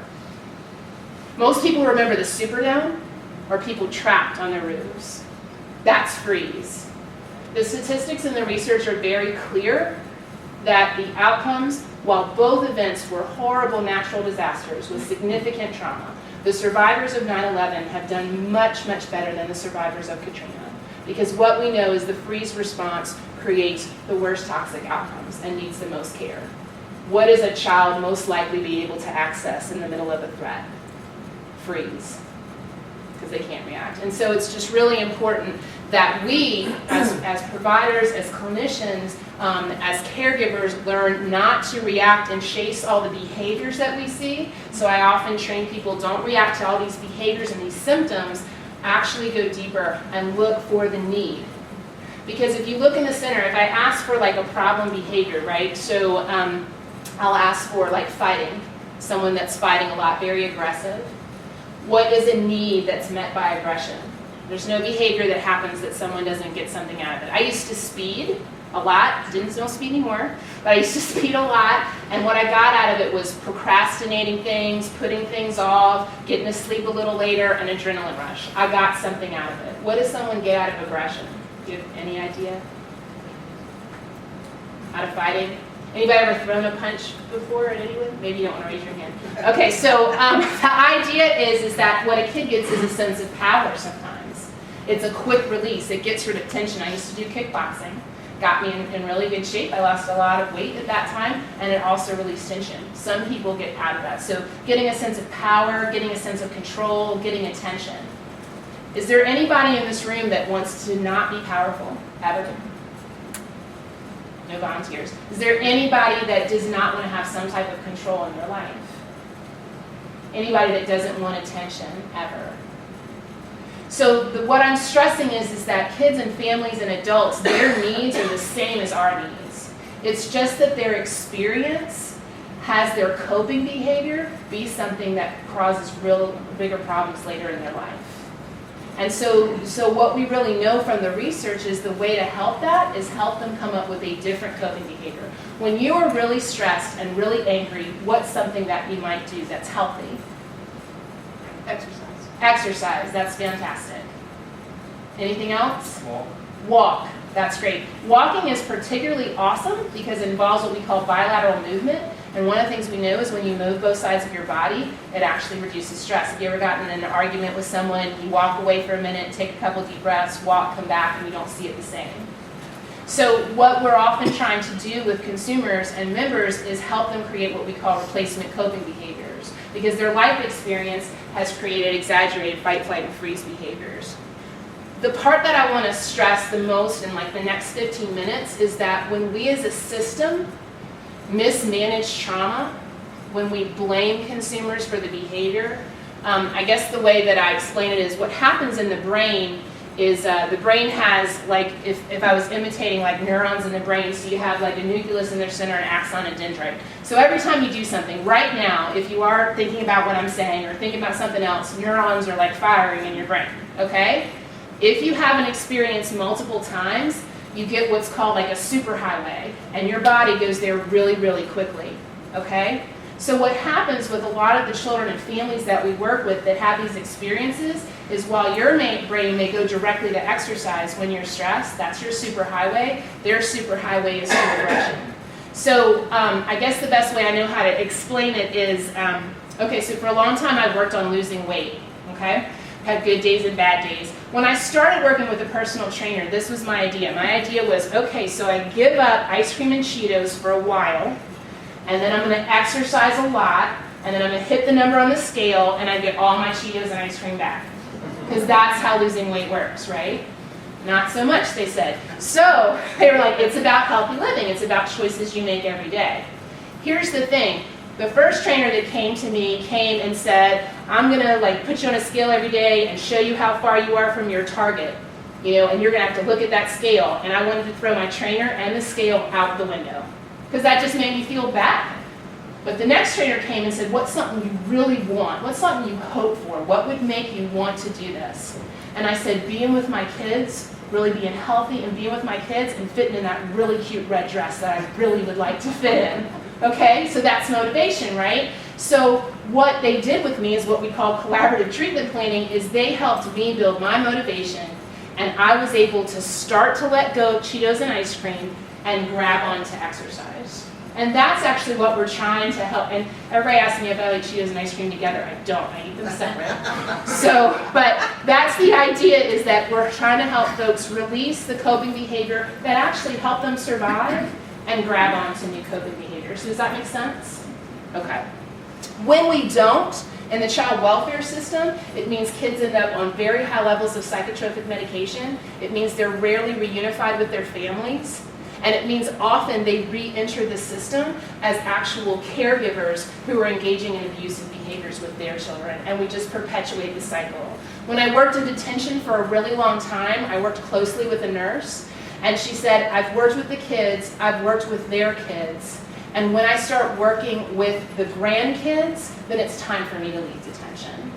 Because many communities, there's a last name, and we continually work with those families. Judges I worked with were like, Allison, help me help one member of this family not go to jail or an institution. Help me, you know. And so this is one of the reasons why. The other thing we know is a lot of our issues occur in the schools. Kids not being able to focus or read well or engage in school. We know very clearly that trauma actually decreases IQ, makes it more difficult to read. It's actually very connected to suspension and expulsion rates. It's actually, if you're suspended or expelled, you're 3 times more likely to end up in the juvenile justice system. So some of the work I've been doing in Virginia is working to create trauma-informed schools and partnering the Department of Criminal Justice Services, the Department of Juvenile Justice, the Department of Child Welfare, and the Department of Education, because we're all working with the same population. And if we're all providing trauma-informed services, we're going to more likely be successful. So that's where I wanted to get to, was actually this idea of system of care. And I loved actually watching the presentation. This may be hard to read, of coordination of care, because that's where it's at. Woo-woo is where it's at right now, and I'll talk about that in a minute, but also where it's at is coordination of care. So here's the thing, if I was to look at this, let me read the rest of Henry's story real quick, and I want you to hear Henry's piece as well as what it was like for him to enter a system that was designed to get him to recovery. So I'll read the beginning again. Henry's 5 years old. He's heard and seen his parents fighting for his entire life. He feels scared and confused when they fight, but he loves his parents dearly. One night, he woke up to the sound of screaming coming from the kitchen. He became frightened and wondered if they were frightened because he'd gotten in trouble at school earlier that day. He crept downstairs to find his mommy bleeding on the kitchen floor. Moments later, 3 big police officers burst through the front door with their guns raised. Henry heard a lot of yelling, and then one of the police officers was leading his dad out of the front door in handcuffs. Another officer took Henry to the police car and began to drive away. Henry did not get to say goodbye to his mom, did not know if she was okay, and had no idea what was happening or where he was being taken. After spending a few long hours at the police station, a lady came to take him to a house where he was met by a man and woman he'd never met before. The lady dropped him off, and the man and the woman put him into a bed that felt really big and unfamiliar. He cried himself to sleep. The next day, the woman took him to a new school for kindergarten. He had to wear someone else's clothes that were a little too small. He didn't know anyone at the school, and he felt scared and shy. At the school, he had a hard time concentrating on the teacher and following all the class rules, and sometimes he got into trouble for this, and he got really scared that his teacher would become angry and yell at him, just like his daddy used to. A few days later, a new lady came to the house and asked him a whole lot of questions. Henry asked about his parents and was told his mommy was in the hospital and his daddy was in jail.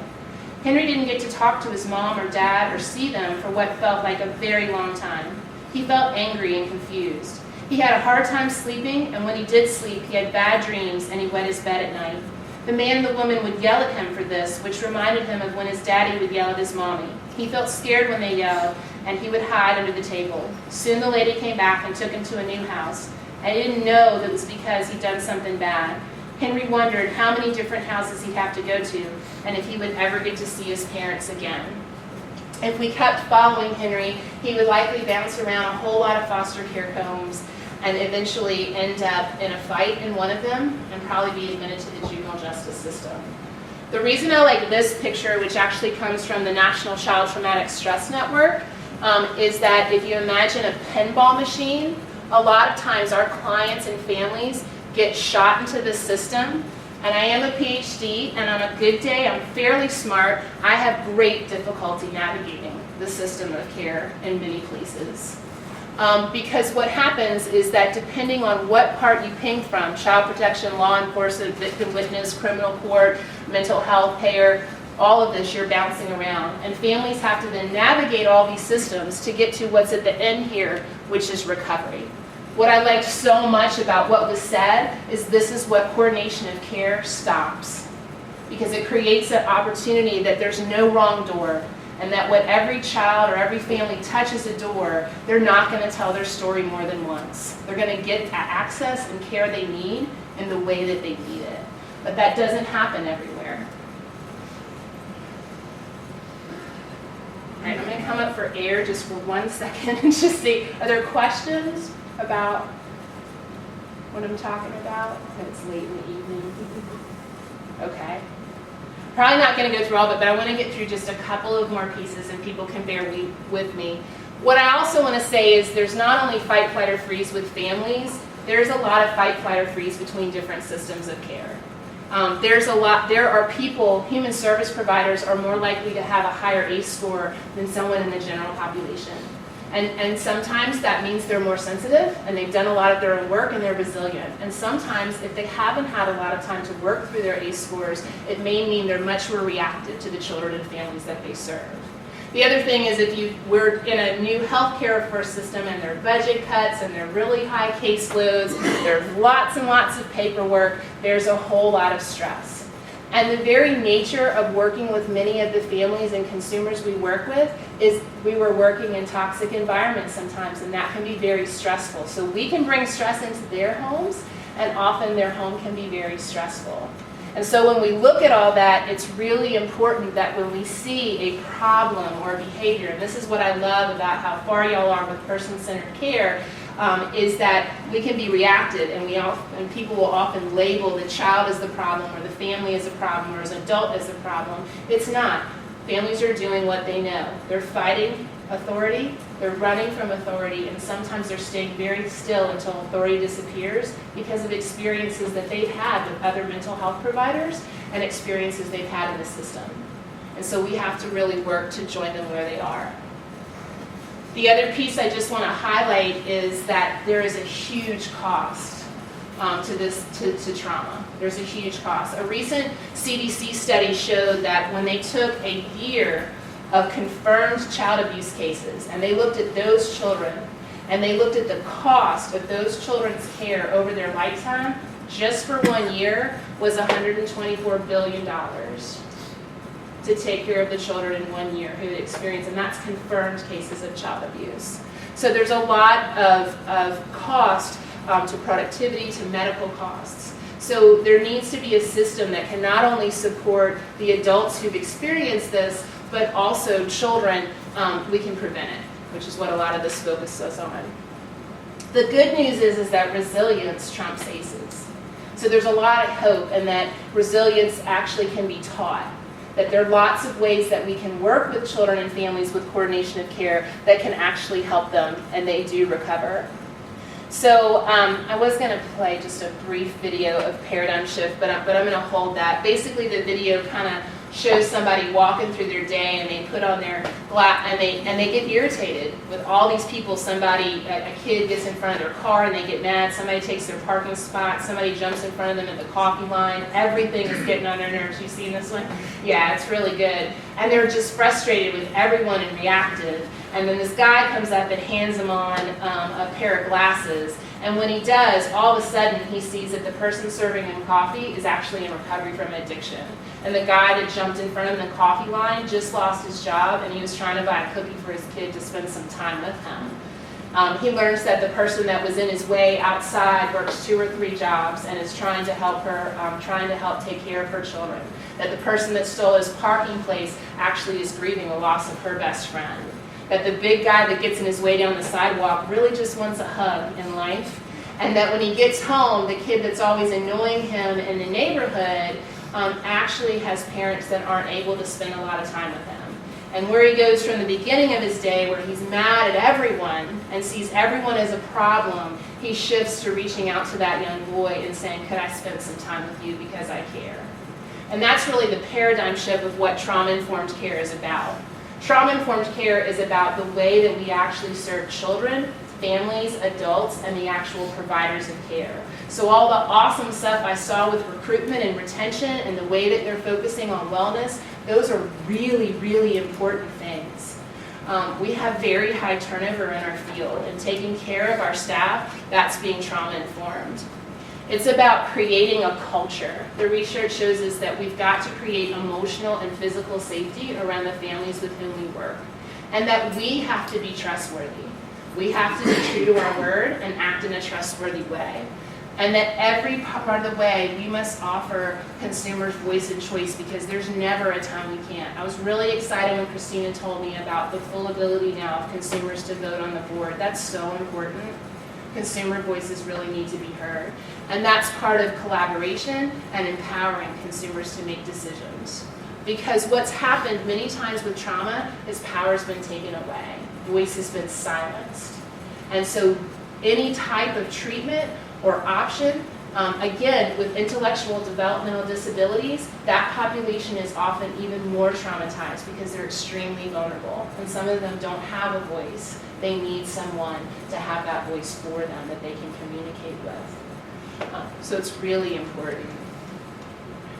So one of the things that we've done, and I offer this not as just to talk about our agency, but what we know is to really look at becoming a trauma-informed organization, of really looking at all of your screening and assessment services. So when I was watching tonight of all the assessment services and the time people spend with SARS and the time they really think about how do we get our folks access to services faster. Open access is huge and really important and improves engagement. Y'all are already moving towards that and using it in many places.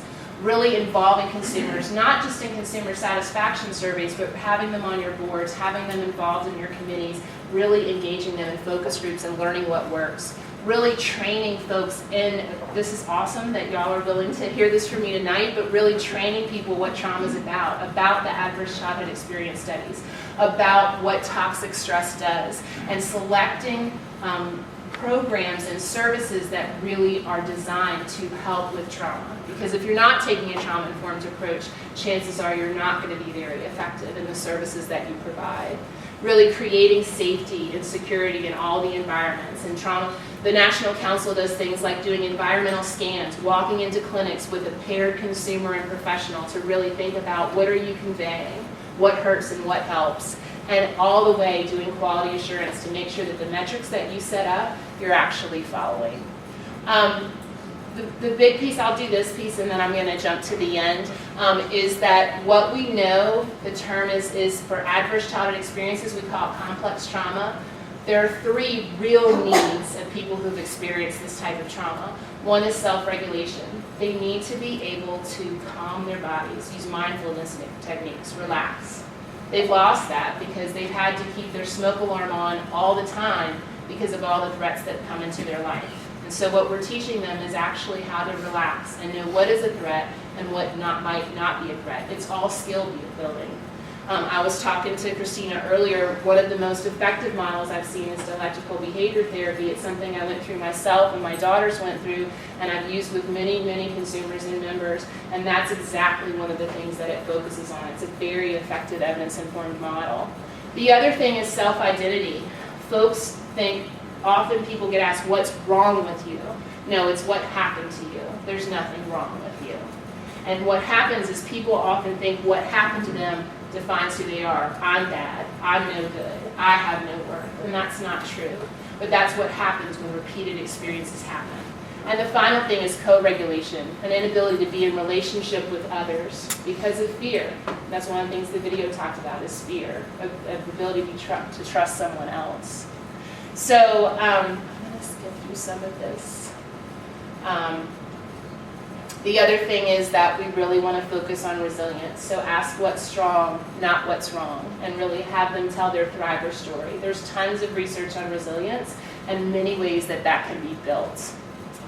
So I'm going to jump to community development and then move to the end.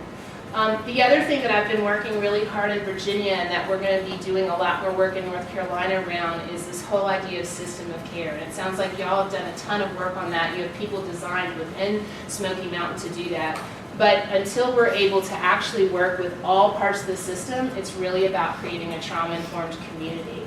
So that I've probably trained about 5,000 stakeholders in North Carolina and Virginia in this type of information. And so I work with judges who are on the bench looking at different ways they can coordinate care differently, looking at their responses they have to families, not putting kids in detention and residential as quickly, inviting whole teams to be a part of that and listening better to families, working with probation officers, detention workers, working with child welfare workers, actually going inside of child welfare agencies and helping them access all the research from the Traumatic Stress Network and evaluate how they develop case plans, how they access services, how they inform and involve their consumers in the services they offer.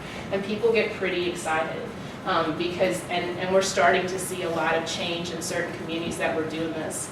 We created what's called the Greater Richmond Trauma-Informed Community Network Started off, we were going for a grant, we didn't get it. We did what a lot of us do, which is you do it anyway, because it's the right thing to do, right? And now there's 28 members involved in that trauma-informed community network. We have judges, prosecutors, child advocacy agencies, we have domestic violence shelters, child welfare workers, private providers, public providers, all these folks who sit and identify all the service gaps that exist in a community and try to wrap around that community and come up with solutions together. Many of them volunteering their time to start working on these things and finding those resources. So I think a lot of what I'm talking about is that we're really looking and partnering with systems on how do we've got, 20% of the gross national product is going into healthcare. And systems like yours are helping solve those problems. And how do we come up with very creative payment solutions that most importantly meet consumers' needs, that stack those services in a way that really meet the consumer's needs so that there's no wrong door, and that we're really paying attention to what consumers need and consistently listening to their voice. So that's kind of like the professional nutshell. What it doesn't include is my story, so I'd like to end with that and just and make a few final comments. Are there questions before I know it's really late. Do you live in North Carolina? What's that? Do you live in this part of the state? I do not. I live right outside of Richmond, but I'm in North Carolina very often. Yes, that's a great question.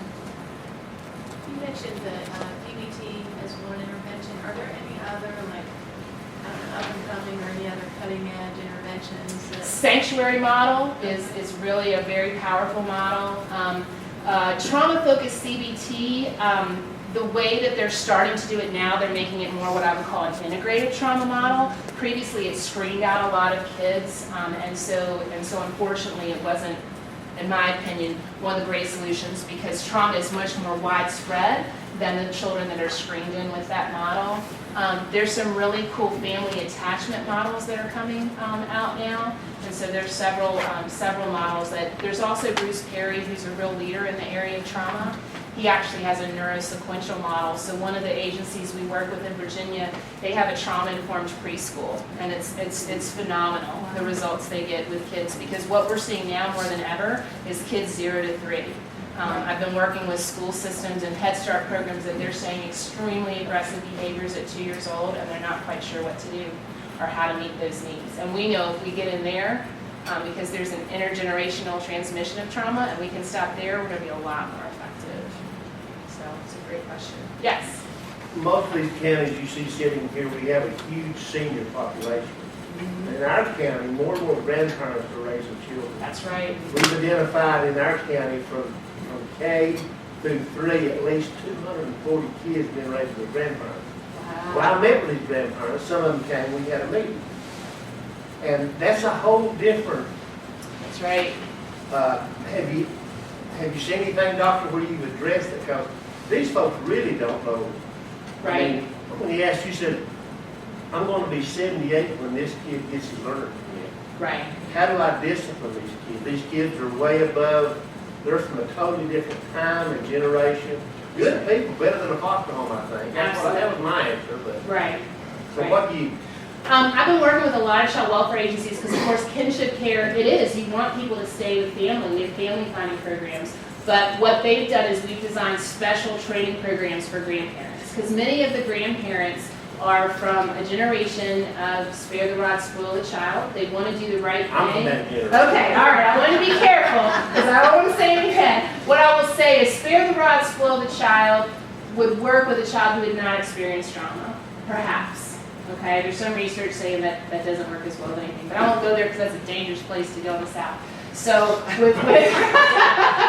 so I'm going to just focus on trauma. The problem with trauma is children have been so abused that when you strike them or put severe consequences like taking away food or other things, you just identified yourself with the abuser and stopped the trust. And so now the behavior is actually going to escalate. And so grandparents then try to counter with more consequences, and they get more escalated behavior. And they're older with medical conditions, and it's exhausting. It is absolutely exhausting. So the things that we've done is we've built education programs for grandparents to help them understand this information. There's a lot of awesome parent information that you can teach grandparents about toxic stress. And then we've also created like parent education programs where grandparents can come in and honestly practice like meditation, relaxation themselves. Because if mama's not happy, nobody's happy. If grandma's not happy, nobody's happy either. So they need a whole lot of ways to actually calm themselves. And so we do a lot of work on that, a lot of peer support group work, as well as getting them some mentorship and other things to take some of the heat off so they're able to cope here. So that's some of the models we've been working on. But I think it's letting those grandparents, because they're right, they don't know what's hit them. And I will tell you, in working with teachers, teachers come in and they think they're going to educate children. That's why they went to school. And so they're like, I didn't bargain for this, right? So get out of my class, or I got to focus on the 25 kids, not the 5 children. And we know that that suspension, expulsion, a lot of states are in problem areas with Department of Corrections because of over suspension, expulsion of special education students, African American males and Hispanic males. And it's usually around the subjective things, which is they're arguing, they're fighting. Well, those kind of things are directly related to this. So some really cool stuff is happening called restorative justice. I'll just give a really quick example. So there was an elementary school, and if you assaulted somebody, you were expelled. That was the rule, right? So it always happens in the lunch line, all right? So it always happens during times of movement, everywhere I've ever been. So a child, a 4th grade boy, kicked a 4th grade girl in the ankle and shattered part of her ankle, okay? So immediately the principal was gonna go to expulsion. What they've done in that county is said before they go through the expulsion, they're gonna have a meeting with a mediator to figure out the rest of the story. Okay? They sat down. What they didn't know is the girl punched him in the nose before he kicked her in the ankle. She happened to not shatter his nose. He happened to hurt her ankle, but that was not the intention. So they did what's called a circle. They sat them down with the parents. Turns out the parents were friends. The parents of the girl did not want this young man expelled. Okay? The thing is with what happens in the brain, sometimes the connection between cause and effect doesn't happen. Because in the downstairs brain, they're in fight, flight, or freeze. It's up here in the brain that we problem solve and bear our consequences. So they're down here. So what happened was they said, okay, well, we need him to understand what he did, right? Because what won't happen does not happen again. So what would be a way you could restore that to her? So they asked the parent, how has this affected your life? How has this affected your child's life? And she said, well, she can't do any chores or help me out in the house for 8 weeks. She's in a boot. And the other parent said, no problem. He's going to be at your house every Saturday. We got that covered. Okay, so the kid went there. Now, he stayed in school. He kept his grades up. He went every day to restore that. And at the end of the 8 weeks, they sat down again to see how it worked. And the girl went, my ankle still really hurts. Can you come back next Saturday? But it was a solution, because otherwise that would have been an expulsion.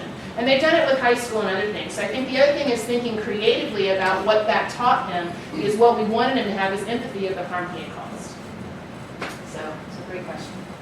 Other questions? I have one more question. You did earlier say that you could teach resilience. Absolutely. So this story that you just told, is that how that is done? That's an example of teaching resiliency, because again, I didn't go too much in the brain. You got the downstairs brain and the upstairs brain. This is what Siegel talks about. Downstairs brain is fight, flight, or freeze. Upstairs brain is problem solving and empathy. We want them to hang out up here. You look at these kids' brains, very strong in here. This muscle's been doing huge push-ups. This muscle hadn't been much exercise. So there are actual exercises you can do with meditation, with experiences like the one I described, where we see those parts of the brain light up, that you're actually exercising that muscle, which is really, really cool, and that you're actually building that resilience in that brain and changing it. So that's a lot of the work that we do.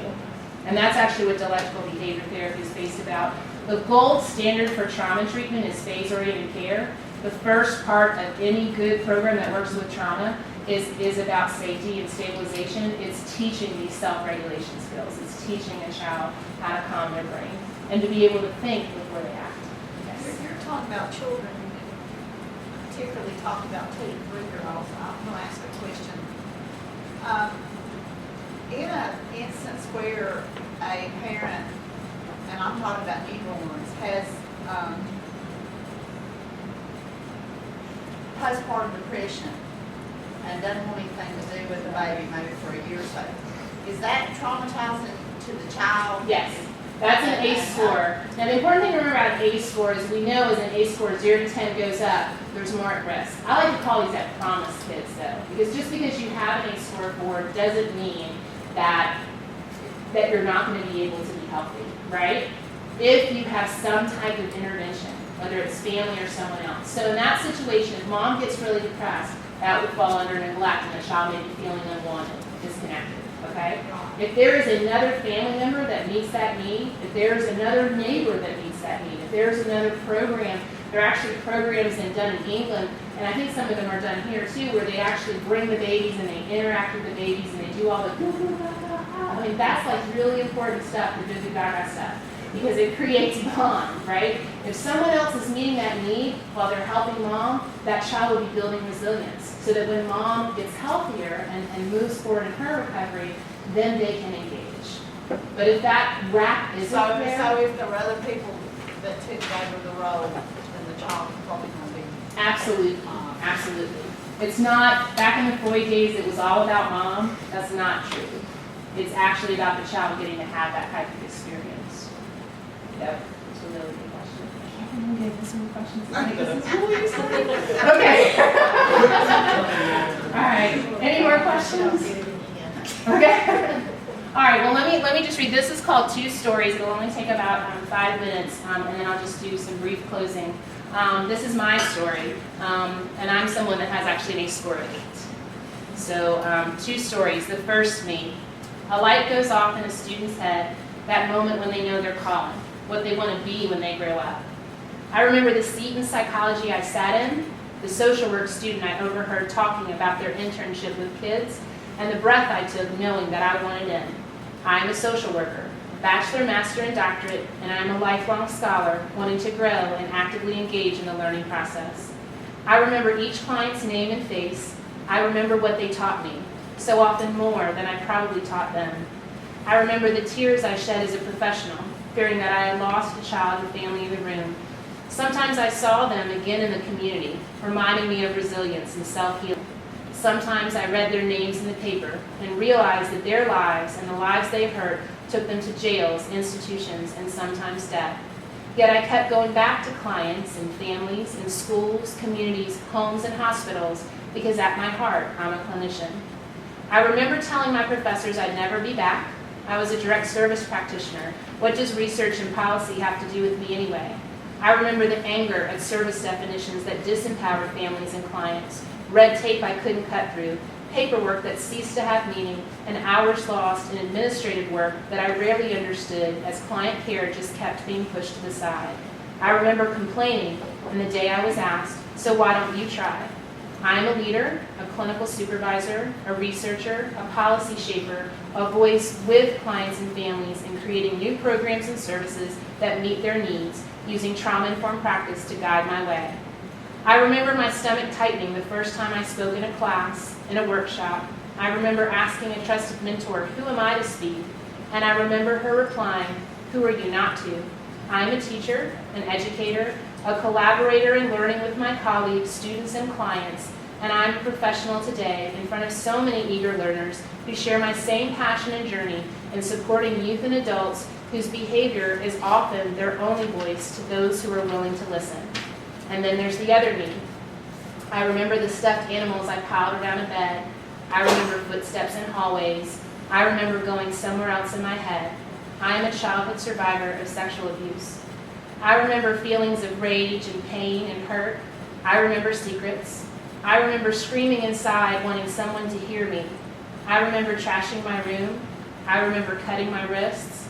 I remember the taste of charcoal in my mouth.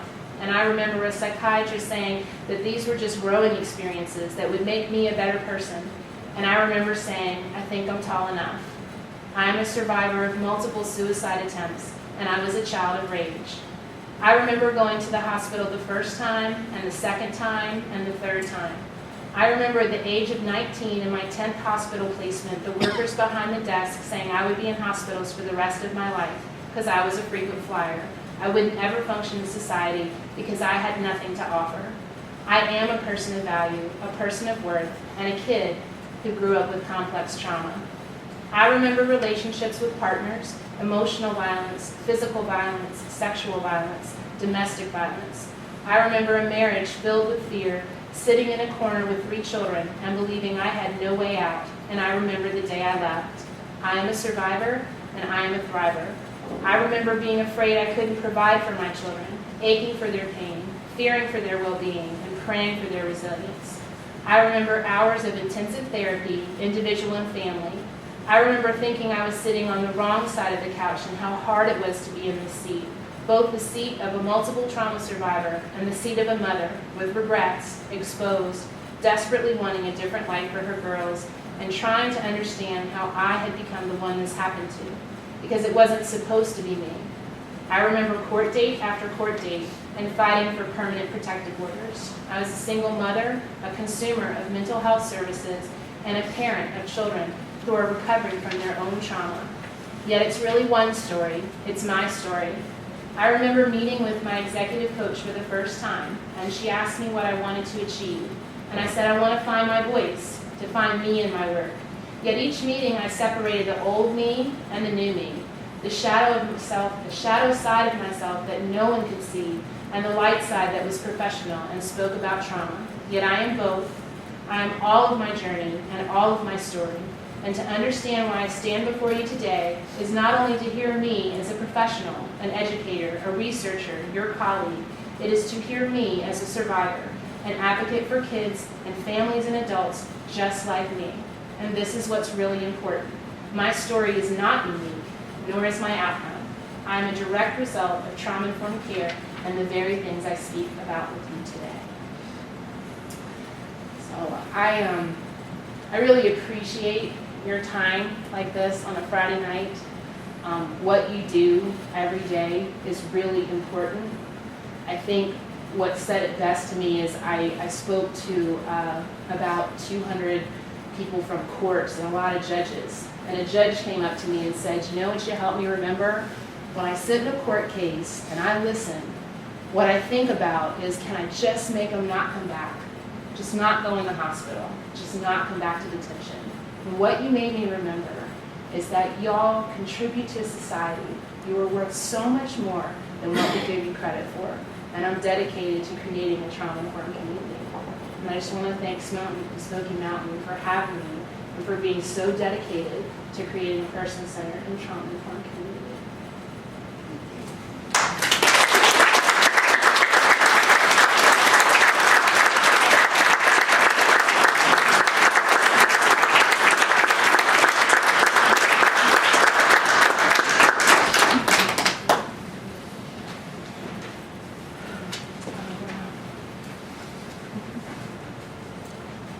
Just one little thing.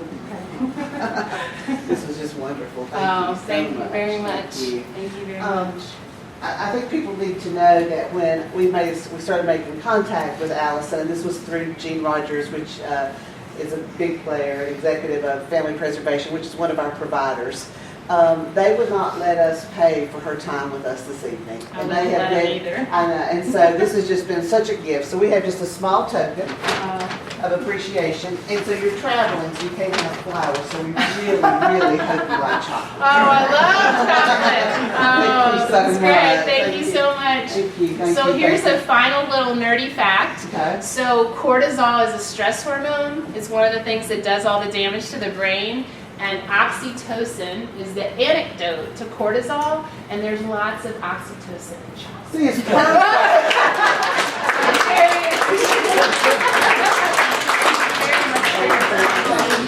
Thank you. So we. Go easy, boss.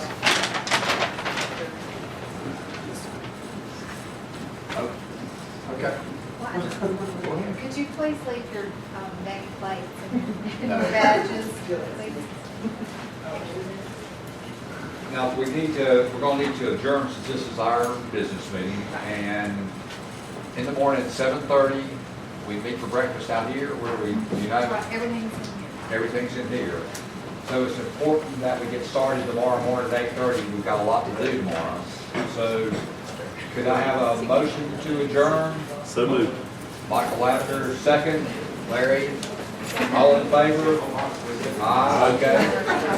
Thank you, everybody. 7:30 start.